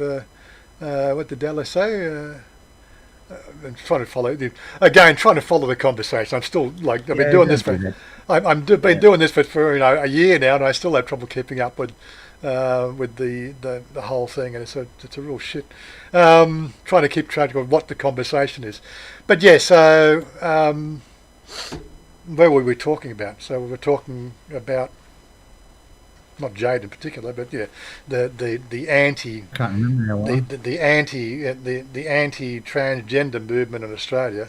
Oh yes, it's just disgusting. We don't see it over here. I'm sure it happens, but Thais are generally well behaved when it comes to things that they don't have this thing to air their laundry. It's a thing about Thailand which I really find refreshing, right?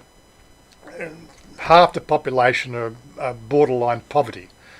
They don't go online and air that grievance with the other half of the population. They know they know they're borderline poverty, and they're trying to scrape together the money to put food on the table every week, but they generally look at life in a happy way, and this is why I think transgenders over here really have a lot better go of it than anywhere else. Because there is a general acceptance, and I think that's predominantly their Buddhist, background, or their Buddhist nature. Even though they might even, the young ones might even call themselves Buddhists these days, but they still have a heavily Buddhist influence in general Thai society. About just let it go, like we were talking about before. Motorcycles. Right, it's about the enforcement of law. That's more the point. The fact that that's a motorcycle law. Motorcycles must use the outside lane, right, or ride in the gutter, as close to the gutter as possible. That is a law for motorcycle riders here in Thailand, right? But nobody does, right? Until there's a motorcycle accident. And if you were a motorcycle and you were in the centre lane and you hit a car, right, and you went up the back of another car, you would be instantly at fault, because not only you didn't stop in time and watch the car in front and keep a safe distance, but because you were travelling in the inside lane, right, you'd get 2 fines. Right, that's the only time it became apparent that the law is enforced, is when somebody else is inconvenienced. And again, when it comes to transgender issues, it doesn't affect anybody else, right? And this is, the world's just got to wake up to the fact that really, just because somebody has gender dysphoria, right, which is the medical, psychological medical terminology for it, right, why does it have to become something you, as a straight guy, need to even talk about?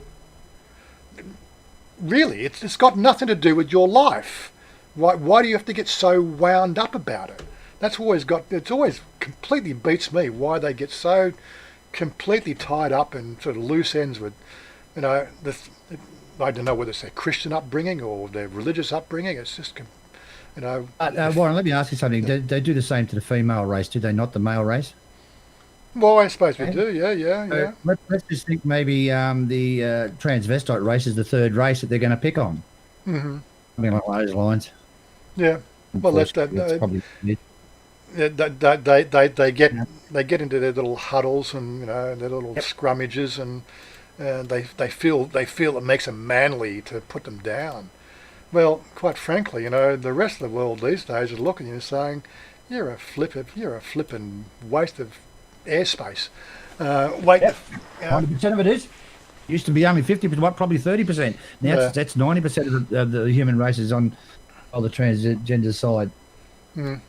Well, that 10% has to be converted. I don't know, but have you seen the latest one that the LGBT community is having to fight against? LBGTP.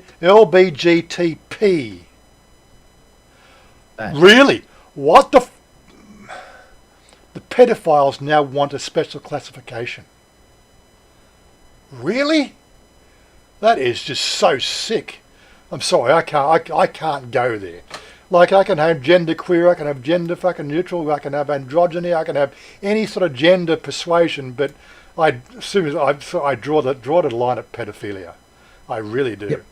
That is so fucked up. Like, I'll swear like a tripper on that one. That is just so fucked up, right? Taking advantage of somebody who doesn't even have the sensibility to know their own being yet. They're still a minor, right? They have not even experienced the world, right? Oh, really? That is just so sick. It cuts deep, Warren, with everybody. Me and Johnny and Adrian were doing things on it. We just got and Banksy actually. We just got sick of it, Warren. We just shut it all down. Stuff we found, and I just couldn't bother with it. And I don't go looking, but I just sort of see that in my situation, I have Google search feeds for LGBT issues. Right, and this is the thing that Warren, I was looking at 12-year-olds, 30 years, 14-year-olds, but only came across stuff from 2, 3. Oh Jesus, Warren. It is sick. But and again, some of the stuff that the fringe. I say, Warren, there's one thing that never ceases to amuse me in the Thai vlogging community. They're accusing everybody of being a pedophile. I mean, do the guys actually know what they're saying? Accusing everybody, but everybody's been accused of it. How low do you really want to go? Again, I think the only people that accuse people of pedophilia are people who are pedophiles, or people who have been abused. In pretty authority with the whole situation, and they said that, well, if they're going on about pedophiles, you'll probably find in most cases they are a pedophile. Yeah. Well, there's two situations. Pedophiles, or very close to that. No, they're either a pedophile or they've been abused in their childhood. Yeah. I was going to say that, but I didn't want to. So generally, the people who call people out as being pedophiles generally are people who have had abuse or they there's are one themselves. guy, I won't mention his name. There's one guy in the vlogger community in Thailand just keeps on and on and on and on. He just relentlessly does not stop that P word, accusing everybody, and he's on about Adia and this and now. You probably know it is, but I won't mention his name. But it makes you wonder: do you have a real problem with it? Are you a pedophile to keep mentioning that all the time? Yeah, you get to ask the questions. Yeah, look, I don't know. I think that's the same account keeps on coming back and sort of pretends to be me, pretends to be Chanya, pretends to be sort of my brother, my sister, my dead mother, my dead father. They've all been blocked on my channel. I think he's realised the fact that there's no point going to my channel because I just gets blocked, because even the word pedophile is, and anything like that is what maybe I should block the word pedos as well. But pedophile, anything like that gets blocked instantly, so they can't get their If you want to mention it, but then they go to other people's channels pretending to be me now, right? This is the thing that really I reckon pisses me off, the clone's better than you, Warren. I like the clone. Yeah, right. Yeah, but that's the thing. It's just one of those things. If you're going to run a YouTube channel, just look. If you got to understand, you're in control of what gets said on your channel, right? And if you don't like it, then hit me up for my block words list. I'll quite happily give you my block words list. I actually taught Stephen some new words. Did actually? Well, you dirty bastard. But yeah, no, I what does that mean, Warren? I actually got seriously. I got the list. No, this is no bullshit. I got the list off a Bible Belt website in America. There was 700 words in the list on their black words list, right? But I trimmed it down to about 100 because some of those words in the Bible Belt list. I call my best mate that sometimes, you know. Make it public for everybody to use it, get rid of these assholes. Oh, they just hit me up. I'm quite happily. So hit me up on Facebook. I've passed the list along. Yeah, good. Just pass along. You put that in your hit list or whatever they call it. Block words list. And usually you'll get rid of most of the troll shit. Yep. And of course, if you see somebody that called Warren Goody's come to your channel and write something distasteful on the fucking page, then just block it. Right? It's not going to worry me. It's honestly not going to worry me. It's not me. Yeah. Right? I will go on and maybe comment on sort of Stephen's channel and a couple other vloggers who know how to properly run it, or basically people who have already got the block list running, right? And they know who I am. They know how to verify that it's me on the channel making a comment. They know how to right click and just check the channel if they didn't like something. But I just don't say anything bad. I don't see it. No, I've been trying to build a community. I mean, you always say positive things, and if you've got something negative to say, you keep it to yourself. I mean, exactly what I do. I don't say anything negative. Well, if I haven't... I'm going around saying, I got some guy ringing me up the other day, I'll call him up the other day. What did you say that for? I didn't say anything. But they've cloned you, they've cloned Johnny Siam, they've cloned, everybody's been cloned, and they're going around to everybody's sites and they're saying derogative things. Their latest one is they're going around Facebook channels and saying derogative things. So I made up a letter and posted to everybody I know. I think you might have got it, and that's the way you do it. And I've explained to them that it's not me, and it hasn't had much effect anymore. But I know who's doing it, but I don't get it much on Facebook. I actually haven't had any really derogative on Facebook for quite some time. But again, Facebook have a better policing system. They'll get the 30-day ban if they get too narcissistic, and that affects them more, right? But Facebook also have a better policing system on their accounts too, which is a plus for Facebook. But again, it's just it comes down to get a life, guys. Get a life. I don't say things about it. I have difference of opinion on Facebook, but I'll go like with the most recent one. It was again something to do with the virus. It was my opinions. I'm entitled to my opinions about the virus, right? And yet I had an opposing opinion. I said, yes, I can see where you're coming from, and I totally agree from that perspective of where you're coming from, but I can't go along the same party line thoughts. It's just counterproductive, right? I don't say things negative. I'll actually defend it as a debate. You have an opinion, I have an opinion. There's no need to get upset and sweary and cursy and everything else. Using proper English grammar, proper English responses, as you would in a genuine debate, right? That's your side. This is my side. This is why I see my side is counter to your side. You're entitled to your opinion. I'm entitled to my opinion. I don't need to fight you about it, and we're still friends. But that's how it should be, But you can have a negative opinion, right? I can have quite good conversations with people who come on and they hit me up on the messenger and they've had negative opinions, but they've had positive negative opinions, and I chat with them, right? And they enjoy the other side of the conversation. I'm not trying to convert the world, right? You're entitled to your sexual preference. You're entitled to what you do, right? You're not entitled to force your opinion on everybody else in the world. That's where it comes, right? And people don't realise that. It just gets fucking ridiculous. But that's what it should be, You're entitled to religion, right? It's your religion. That's your spiritual pursuit. You're entitled to the way you think. You are not entitled to make me think like you. That is not your right. That's where it should end. But people don't get that, Warren, have you ever vaccinated? Vaccinated. We talk about vacationed with Chanya in AU. How did she like it? Yeah, okay. Yes, I in late 2009. So we met in January. I came back in March. I came back in May. I came back in September. The September trip was to take Chanya to Australia for 10 weeks. So her first indoctrination in Australia was 10 weeks. There is actually a video, right? It's in my members section on my website.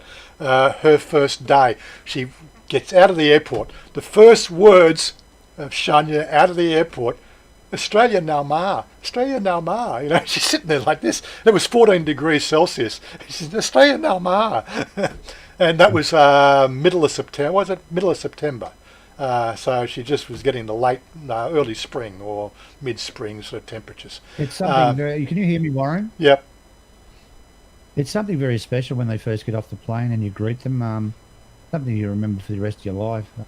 They're so...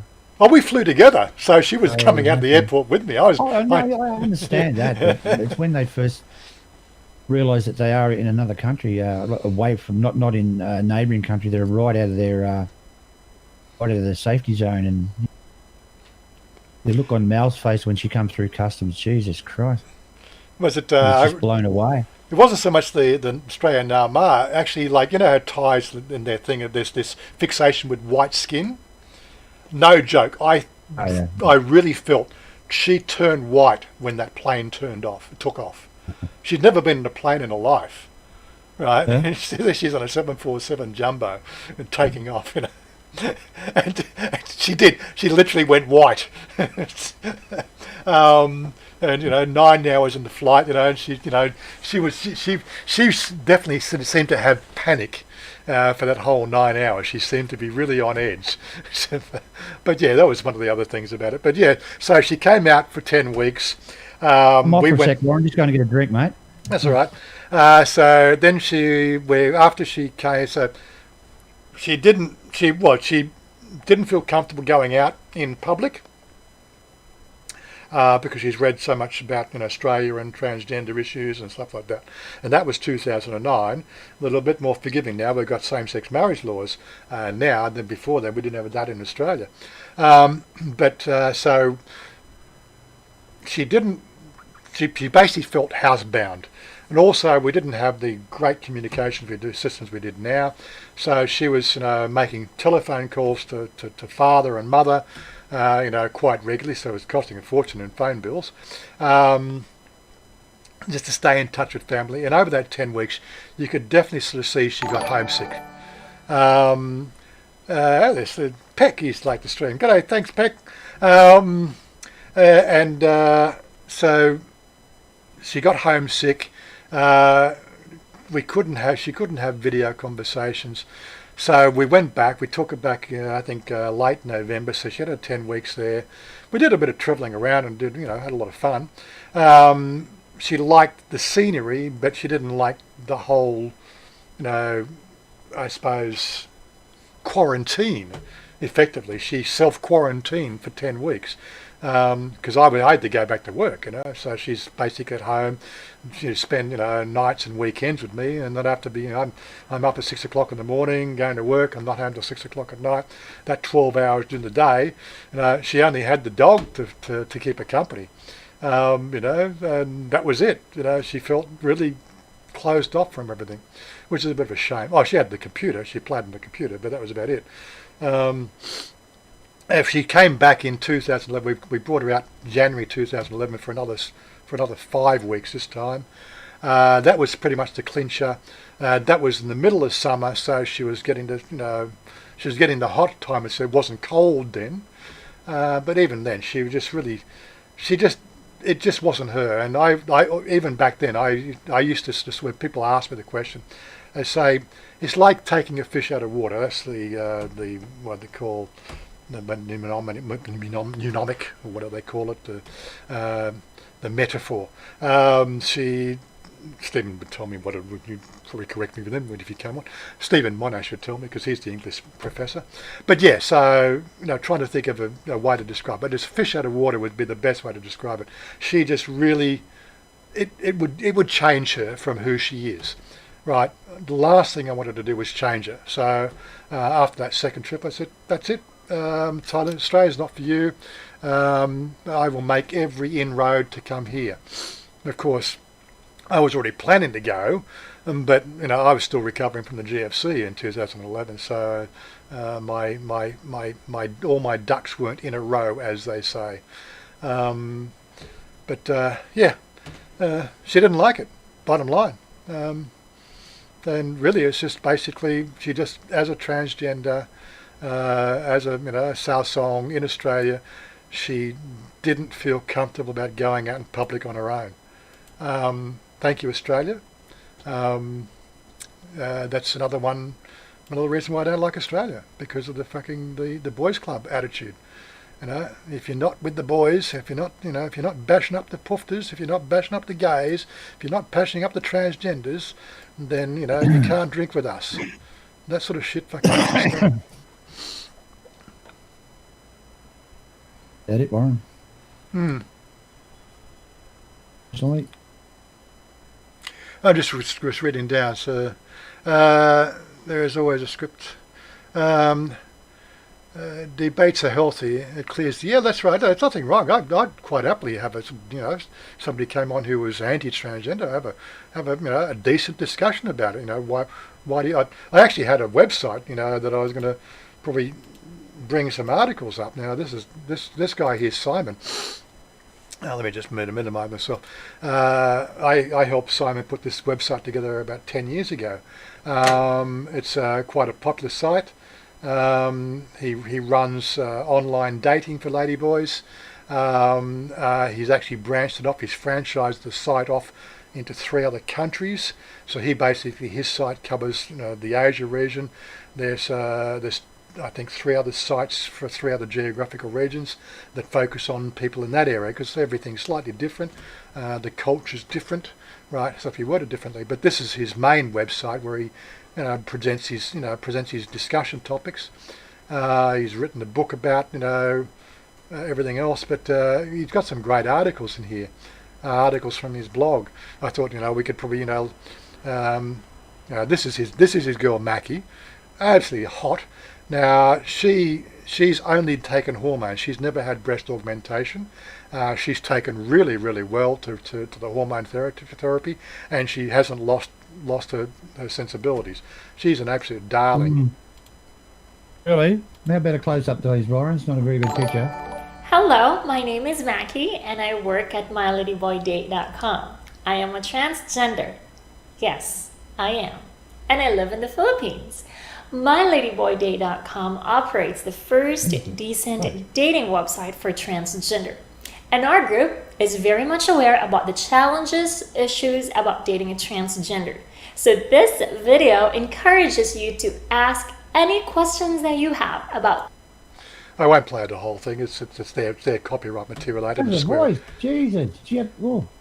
Right, and she's voice trained. She went on hormones Yeah. very young, and she's a perfect girl, and she's pre-op. I think she's actually what we call non-op. I think I talked to you about before. There's three basic classifications in the community. You got pre-op, post-op, and non-op. Post-op, which is Chanya, she's post-op, which means she's gone through the full gender reassignment. There's pre-op. Pre-op is where they don't have to do the operation. As I said, I think we said 55,000 baht for the breast augmentation.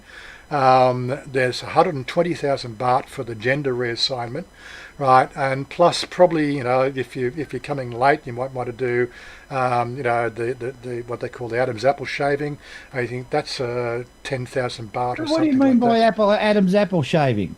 They actually go in through and they, probably sort of get it better if I go large screen. They actually sort of take an incision in here and they actually scrape the bone down. Or the cartilage, not bone, they scrape the cartilage down so it doesn't protrude. And one question there, Agent. What percentage of Thais have that done?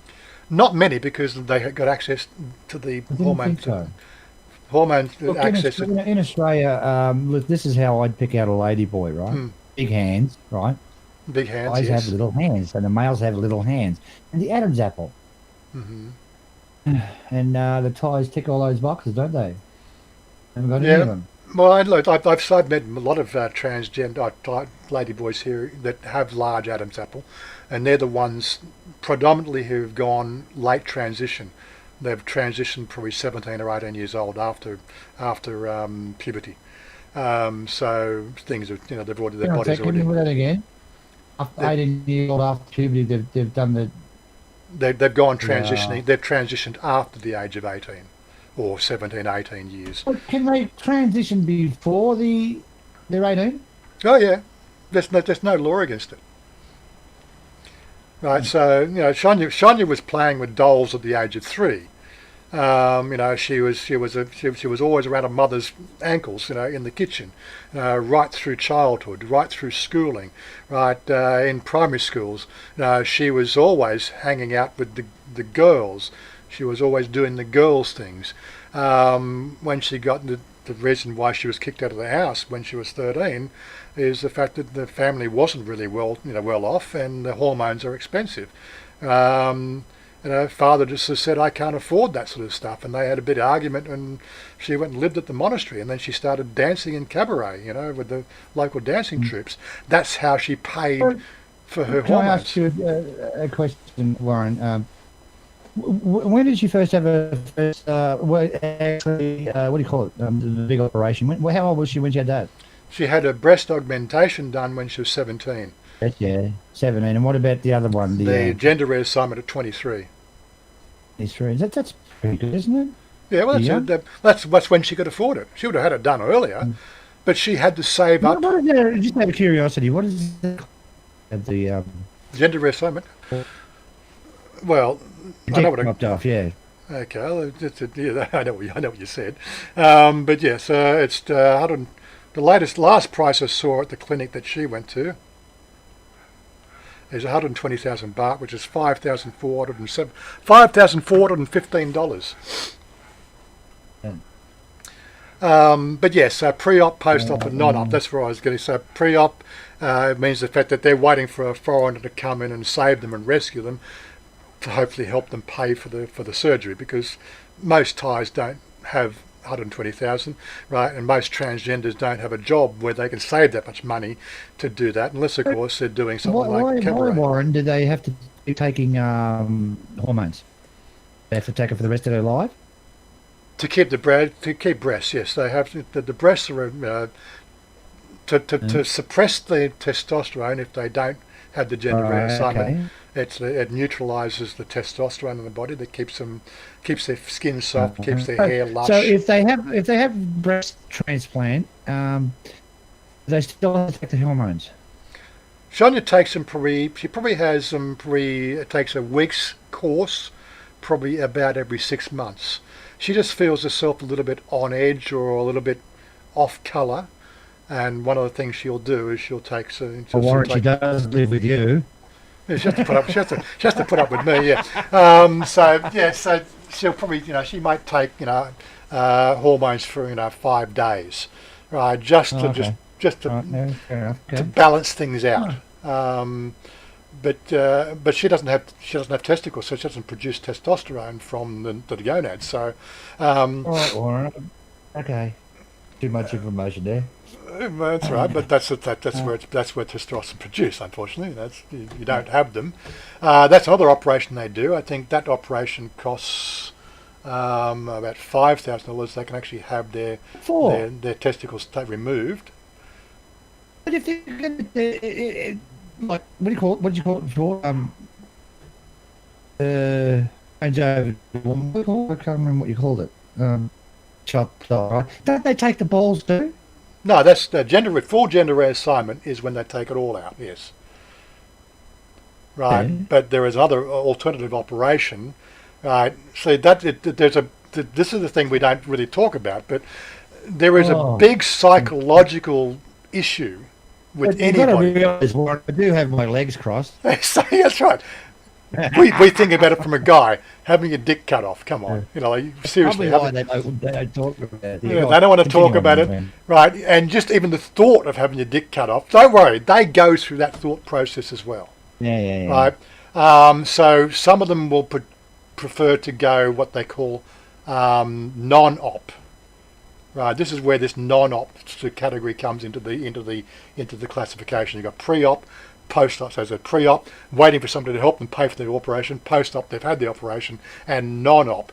In the non-op group, they either choose to actually stay male, right, and work in the porn industry primarily because the porn industry requires that particular appendage to be a porn star in that classification.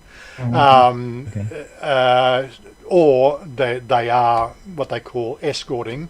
I'll use the word escorting because prostitution is illegal here in Thailand. Right. Ladies of the night, Lauren, is a nice way to say it. They're escorting, right? And again, they're providing an escort service for predominantly people who watch porn and come to Thailand, right? So those sort of people coming to Thailand, they want to suck the dick, so that's what they do.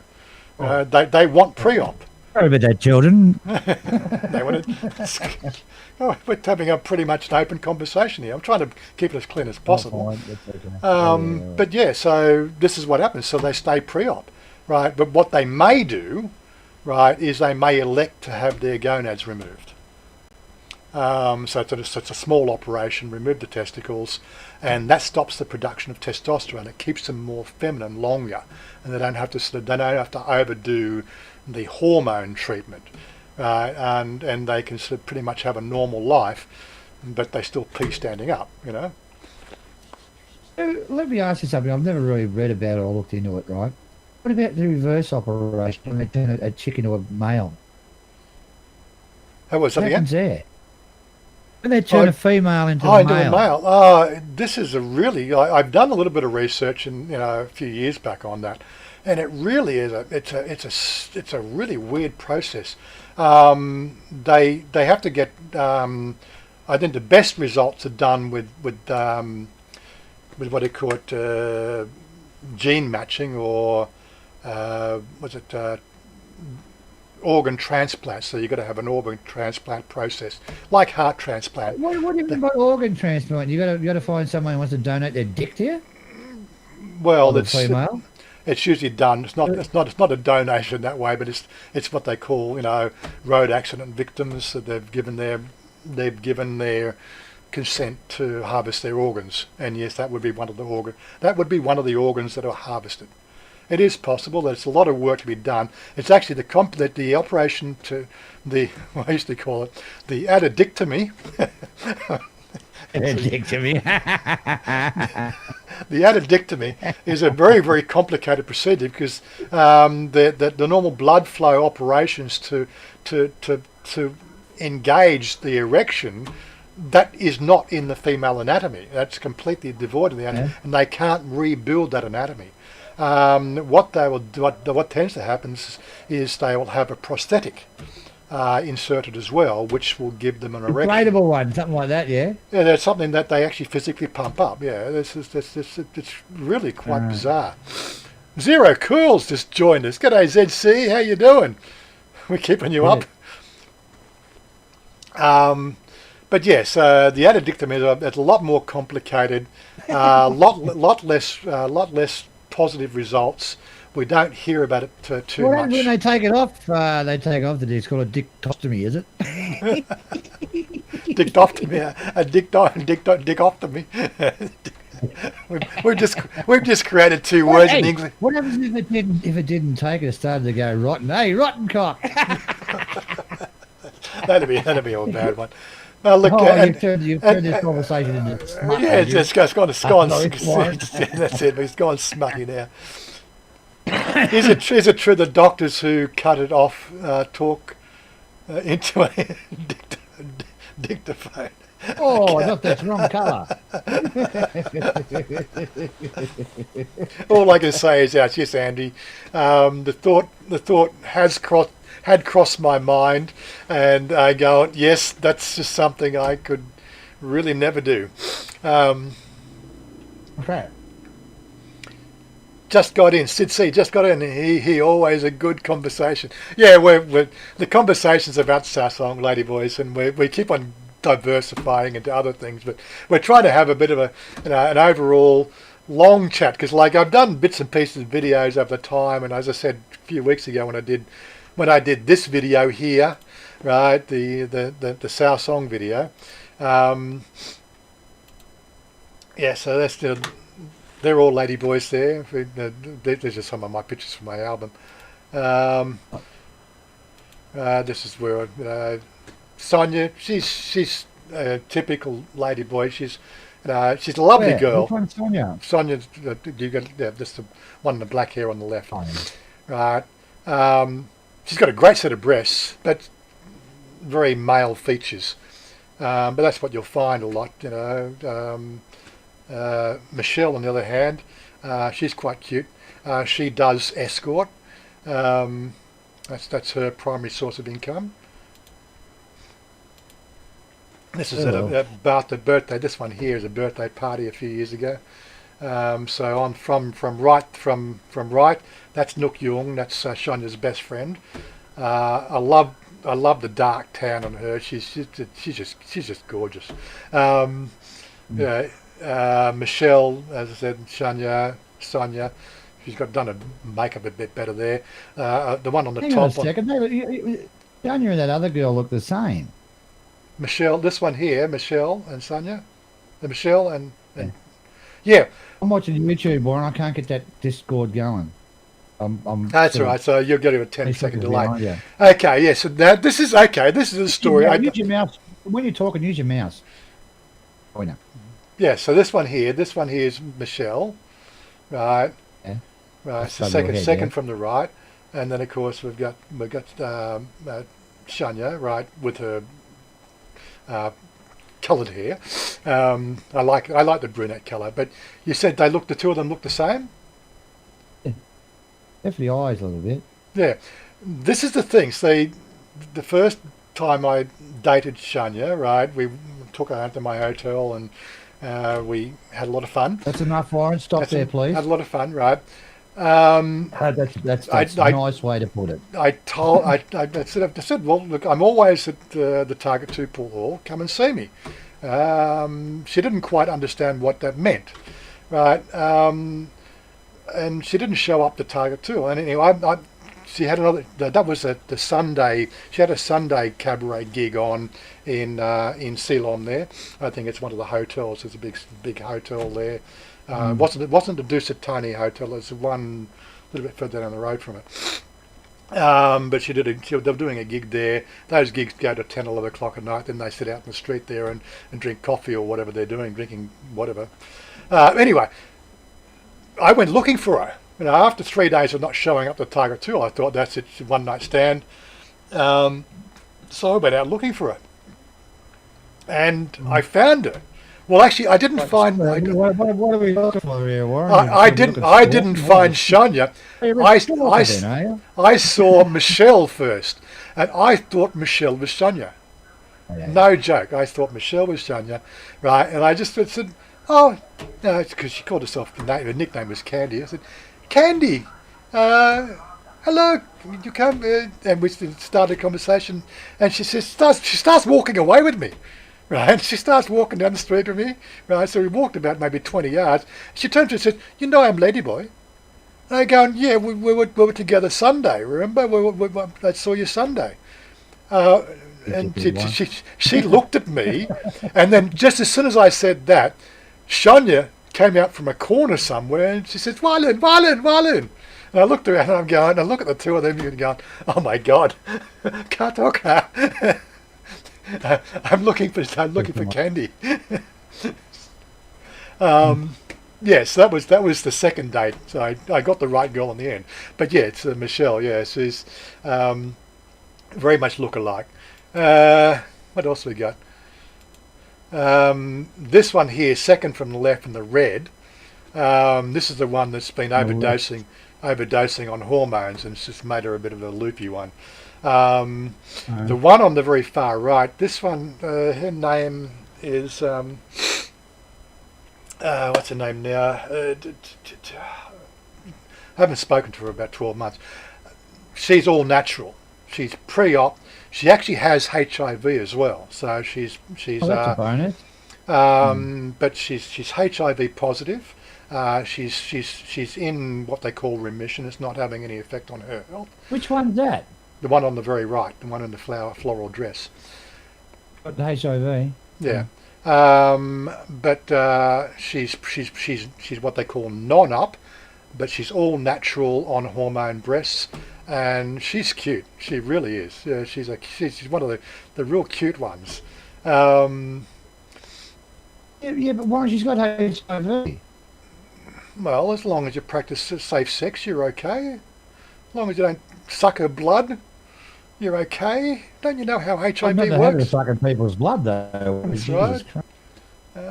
Like to share me food, you know. It's a blood HIV is blood transmittable, right? I know. Right, so it's really, you know how it works. So it's quite safe to have a relationship with them as long as you practice safe sex and all that sort of stuff.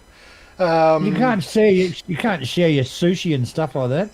Well, you can eat with them, yeah. You can't share it though, Warren. You take a bite out and she might have bleeding gum and you got bung when you're in business.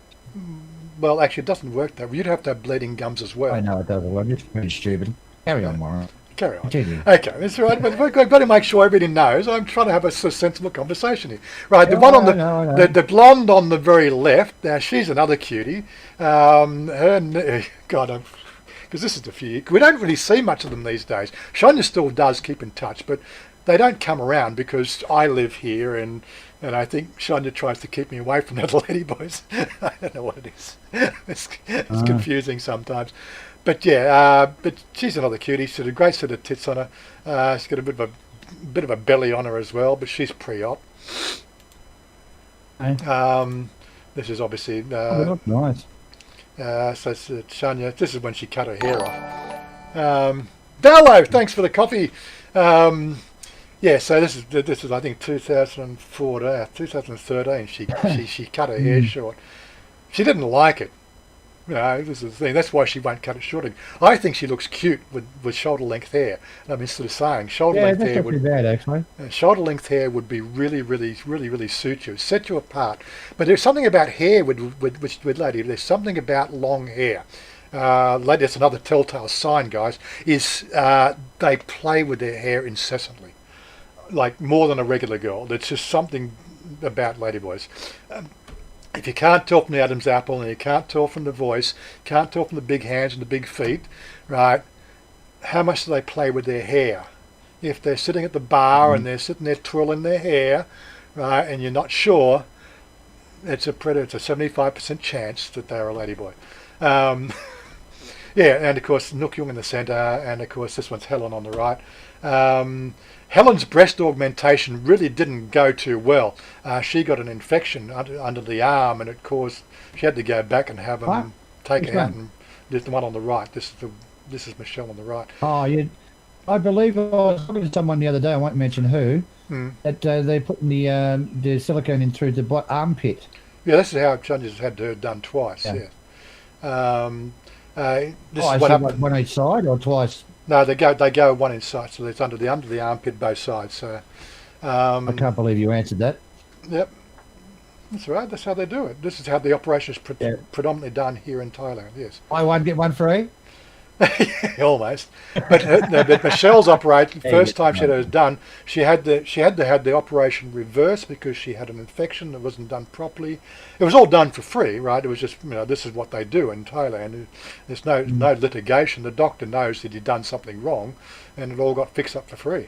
But she's finally got it all fixed up. But she's got a terrible scar underneath her, underneath her arm. She's got a terrible scar on the left hand side. I believe they can stick it through the belly button as well. Is that correct? There's no, I don't know about belly button. The three methods: underarm, through the seam of the areola, is a seam of the areola. Speak English, please. Areola through the nipple.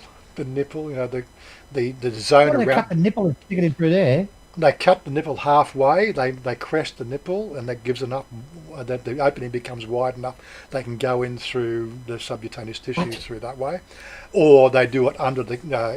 I've got my legs crossed and holding my nipples.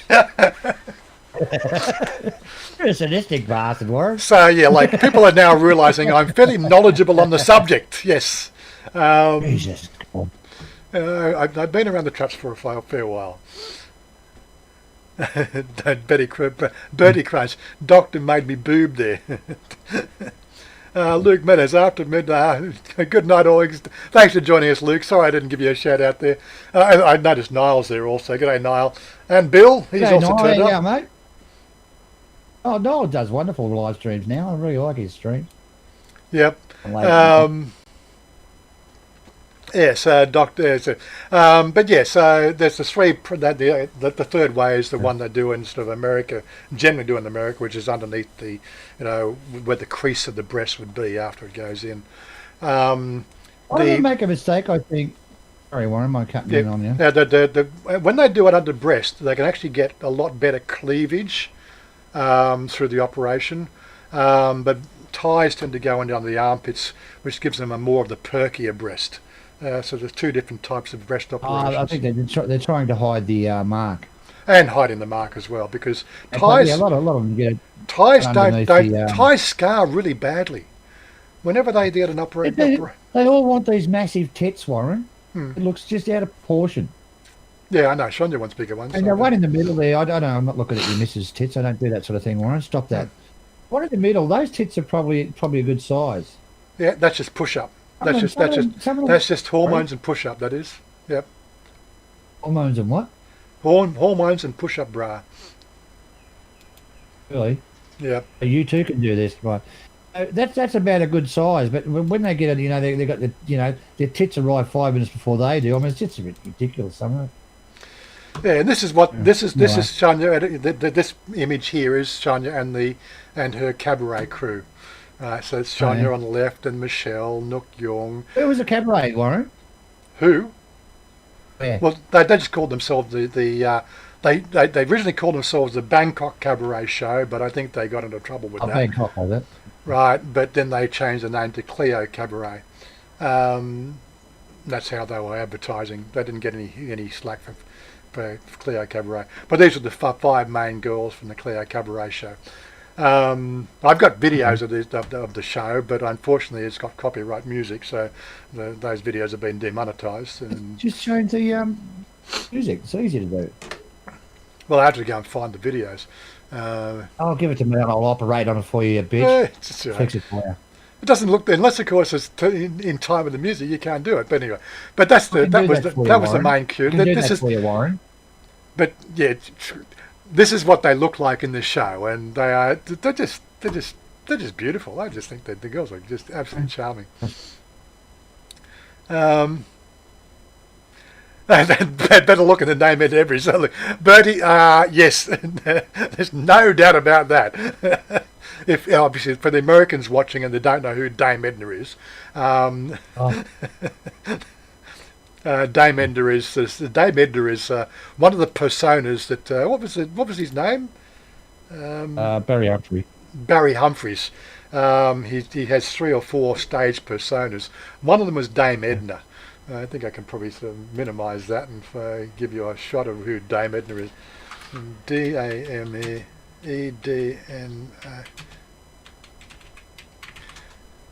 Dame Edna Everidge. There we go. Let me see if we can find some images now than some videos. Right. We got anything? Jesus. It is True scary. to that. Mm. This is Dame Edna. Yeah. That was Very funny. in her younger days when she didn't have so Hey, many what about wrinkles. Les Patterson? Jeez, isn't he funny? Oh, Les Patterson. Oh, that's hilarious, that. Dame Edna. Let's sort of give you a bit of a snippet of what it sounds like. Careful, Warren. But, Careful. Before we did this little, I don't call it an interview, I call it a connection. Right. They said to me, you mustn't comment. You know how sensitive people. so that's Dame Edna. Was it Les Patterson?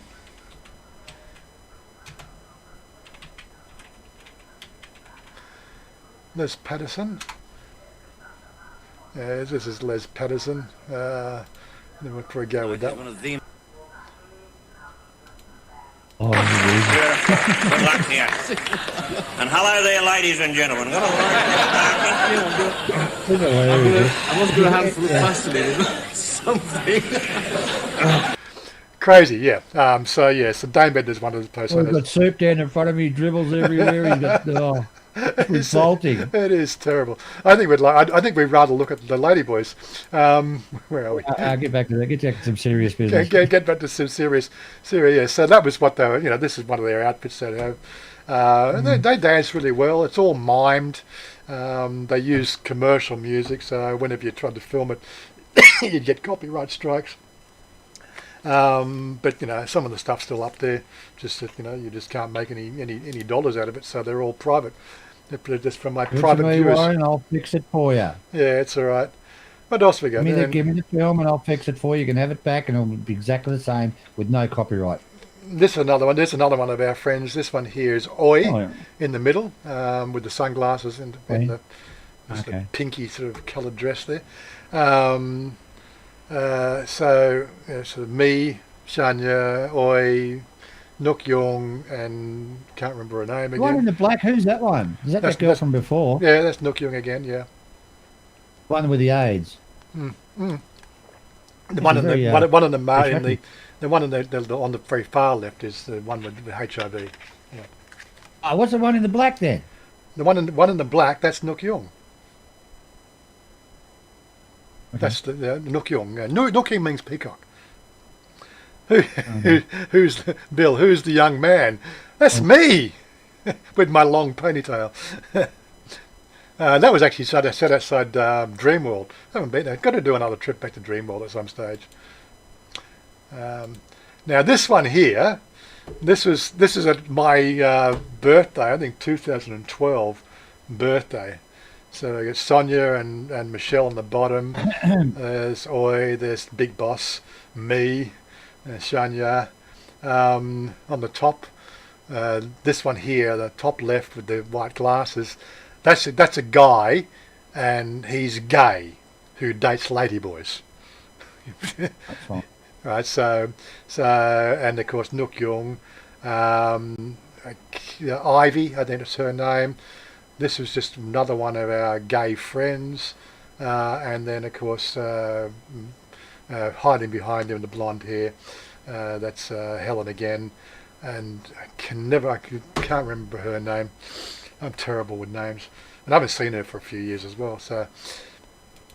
But yeah, so we've had, and again, this is when we went out to Kalkitchikut. This one here on the very far left is Cindy. She's been dating a Farang now for 7 years. He's English, and they're in a very solid relationship. The one next to her, I've forgotten her name. She only just came onto the scene and only was only going through a transition very late. But you know, I think she had breast augmentation, which really came out quite well. This one here is 2000. Oh God, 2012 again, I think it is. Yeah, 2012, I'm pretty sure. That's Oi. Oi, that's what I say. Oi. No, it's O, not Oi. It's O. O or Oi.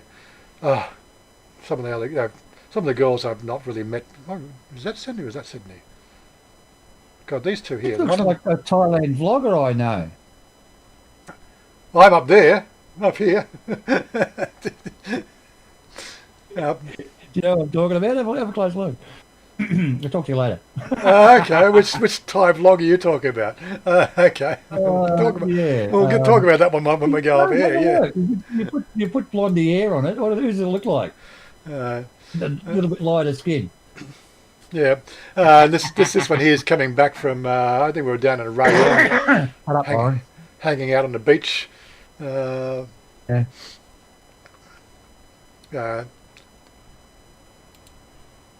Good stuff. And this is probably the best photo of all. There you go.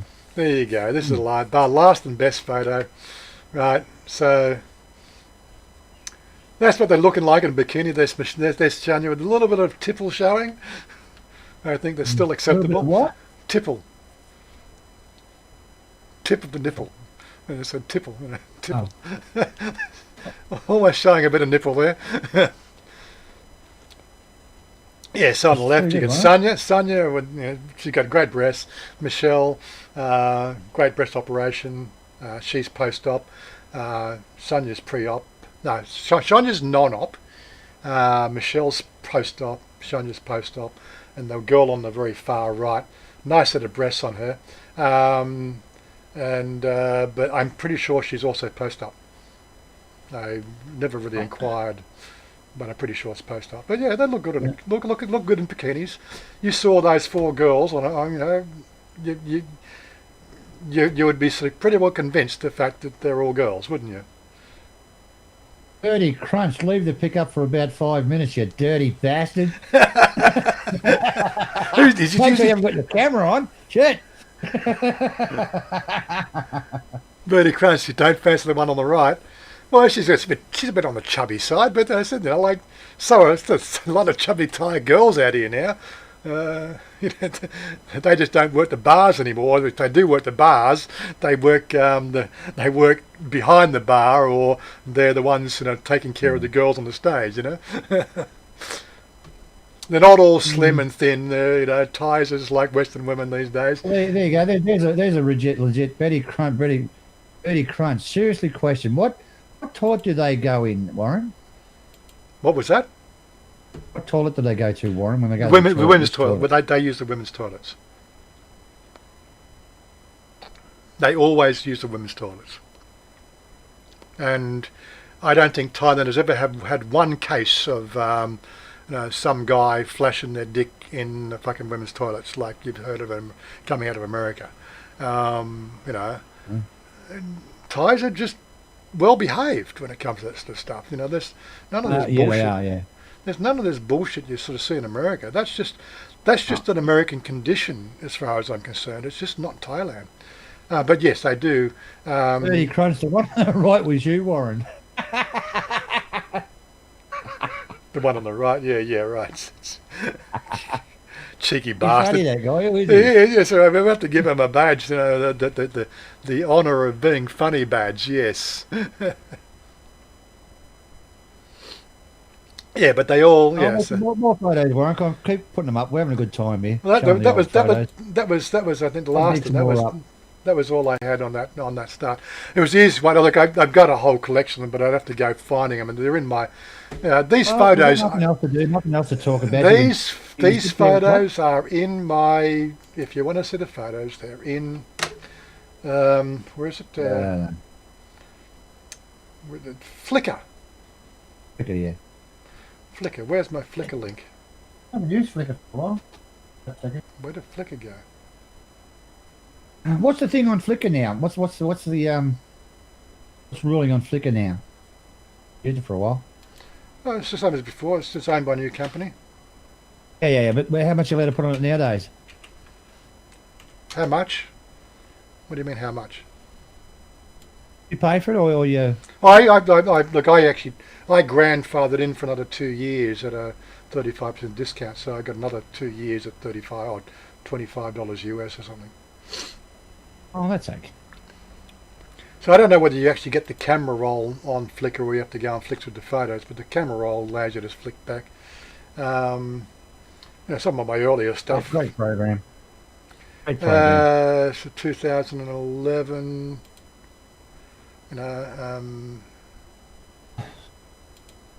November. Of course, there's no category. This is just timeline. That was the 2011 floods. Yeah. 2011 floods.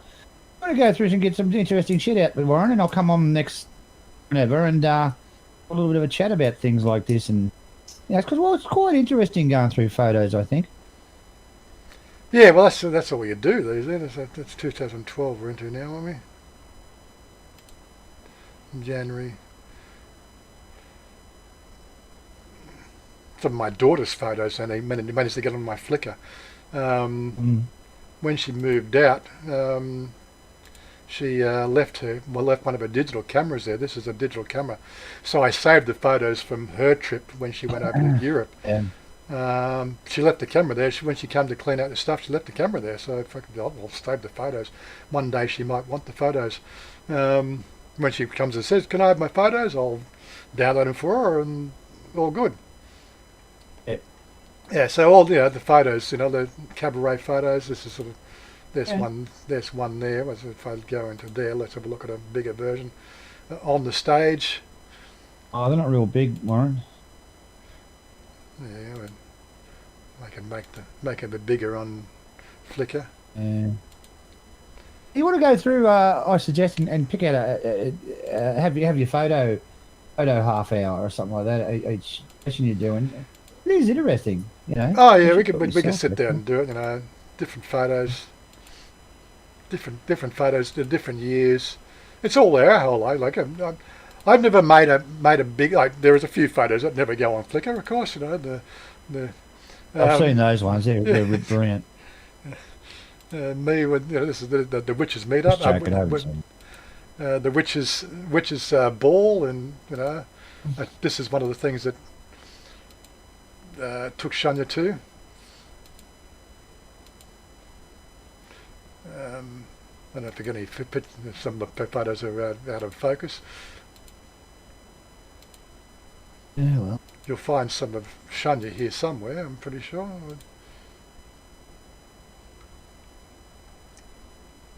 Well, maybe it wasn't there. That was not that one. That was 2000. Witch's Ball was 2011. This is when she first came out to Australia. No, when was it? 2011? 2009. God, this one. So that was September 2009. We did a trip to the thing. This is her at the witches witches ball. Right, so she got to meet some Australian friends and sort of have a good time, hanging out with the Australian witches of Sydney. Okay. They tell all ghost stories, and she's in a panic. But yeah, this is that was before I upgraded her breasts, by the way. She only had the 250 cc's then. 150cc. Yeah. She was all of 25 years old then. She still looks just as cute. She really does. Anyway, enough of my Flickr albums. You're quite free to go to my Flickr album at any time. The link for Flickr is down below. You're always happy to cruise and pinch whatever pictures you feel like you want to pinch. I've got no Yeah, secrets. I've got special access to Warren's Flickr. Yeah, yeah. Yeah. Somebody's made on there, and I'm probably the only one that's in there. And I got 18,000 Oh, yeah. 395 photos on Flickr. they add up. But it's a great program, isn't it? Yeah. One of my best mates here in Thailand, outside Stephen, of course. God rest his soul. He was a great bloke. That's hanging outside the. He came up to visit me here in Non Chem. We had a good old laugh. God, the guy was always happy. It never really came through in his videos enough how happy that guy was always. I think when he turned the camera on, he was always very reserved in his happiness. You know? Yeah. But anyway, that's my Flickr album. Sad he had to go. It's very sad. I miss him a hell of a lot, actually. Yeah. I used to talk to him a lot, you know that. 250cc, Birdie hard, Crunch. everybody. Birdie Crunch, 250cc, I thought that was your motorbike. You do now. Yeah. 250cc's capacity each breast, right, and I had them upgraded to 350cc's in 2010 I had them upgraded to the next size up. Or They go faster, Warren? Hmm? They go faster? Does it go faster? I don't know, I think it slows you down. All right, okay. You got to spend more time So on it'll them. never fall flat in the face, you're saying? It slows you down. You have to spend more. You spend more time on them now. God. Oh, look, two of them. The sexual innuendo is incredible. We've still got a pretty good following. We've still got 36 people watching on a Saturday morning, which is pretty good. But I'm just realising it says 2.5 hours into the stream, and I am in need of going to the bathroom. Now I got nothing I could really sort of entertain you with and come back. I think it's probably best we Huh? What are you going to do? Can I shut it down, or are you going to keep it going? I'm going to shut it down and go into the bathroom and have some breakfast because I'm hungry as well. But it's been a good time today. I think we've had this time we've missed Stephen. Stephen was going to join in, but don't know what happened. I think he has some microphone problems last night. Oh, look, my mother's on there, look. See that? Your mother's on where? Hang on. I fucked Bernard Brewer, and that's disgusting, you pig. Right. Have a read that later. Yeah, that's how low they're going, though. Jesus. It was on your face. I don't see him on here. Or was he banned already? Oh, it's got me marked. Okay. Bernard. Difference between Thailand and America seems like a difference between Devo's Beautiful World and Sarah Jo's Beautiful World. Yeah, they like chalk and cheese. Two good songs, by the way. I quite enjoy both those versions. What's that?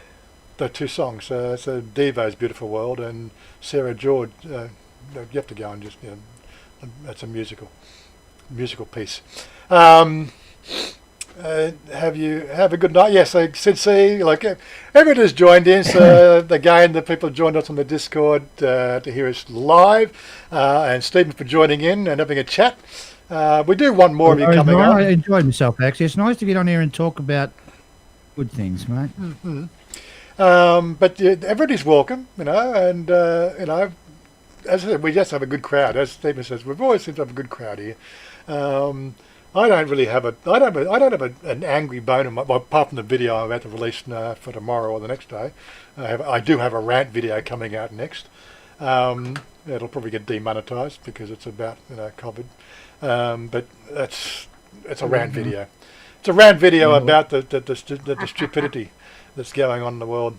But it's just something I just spur of the moment. You did a rant video about a year ago, and I laughed my guts out. Yeah, that's all right. This one's good. This one should be good. I don't like to do them, but sometimes you just have enough of the bullshit, I know, Warren, and you do explode sometimes, and you can't help it. But just the injustice that you can't do anything about it. You just need to take a chill pill and just chill out. I've got nothing to be afraid, but be upset about.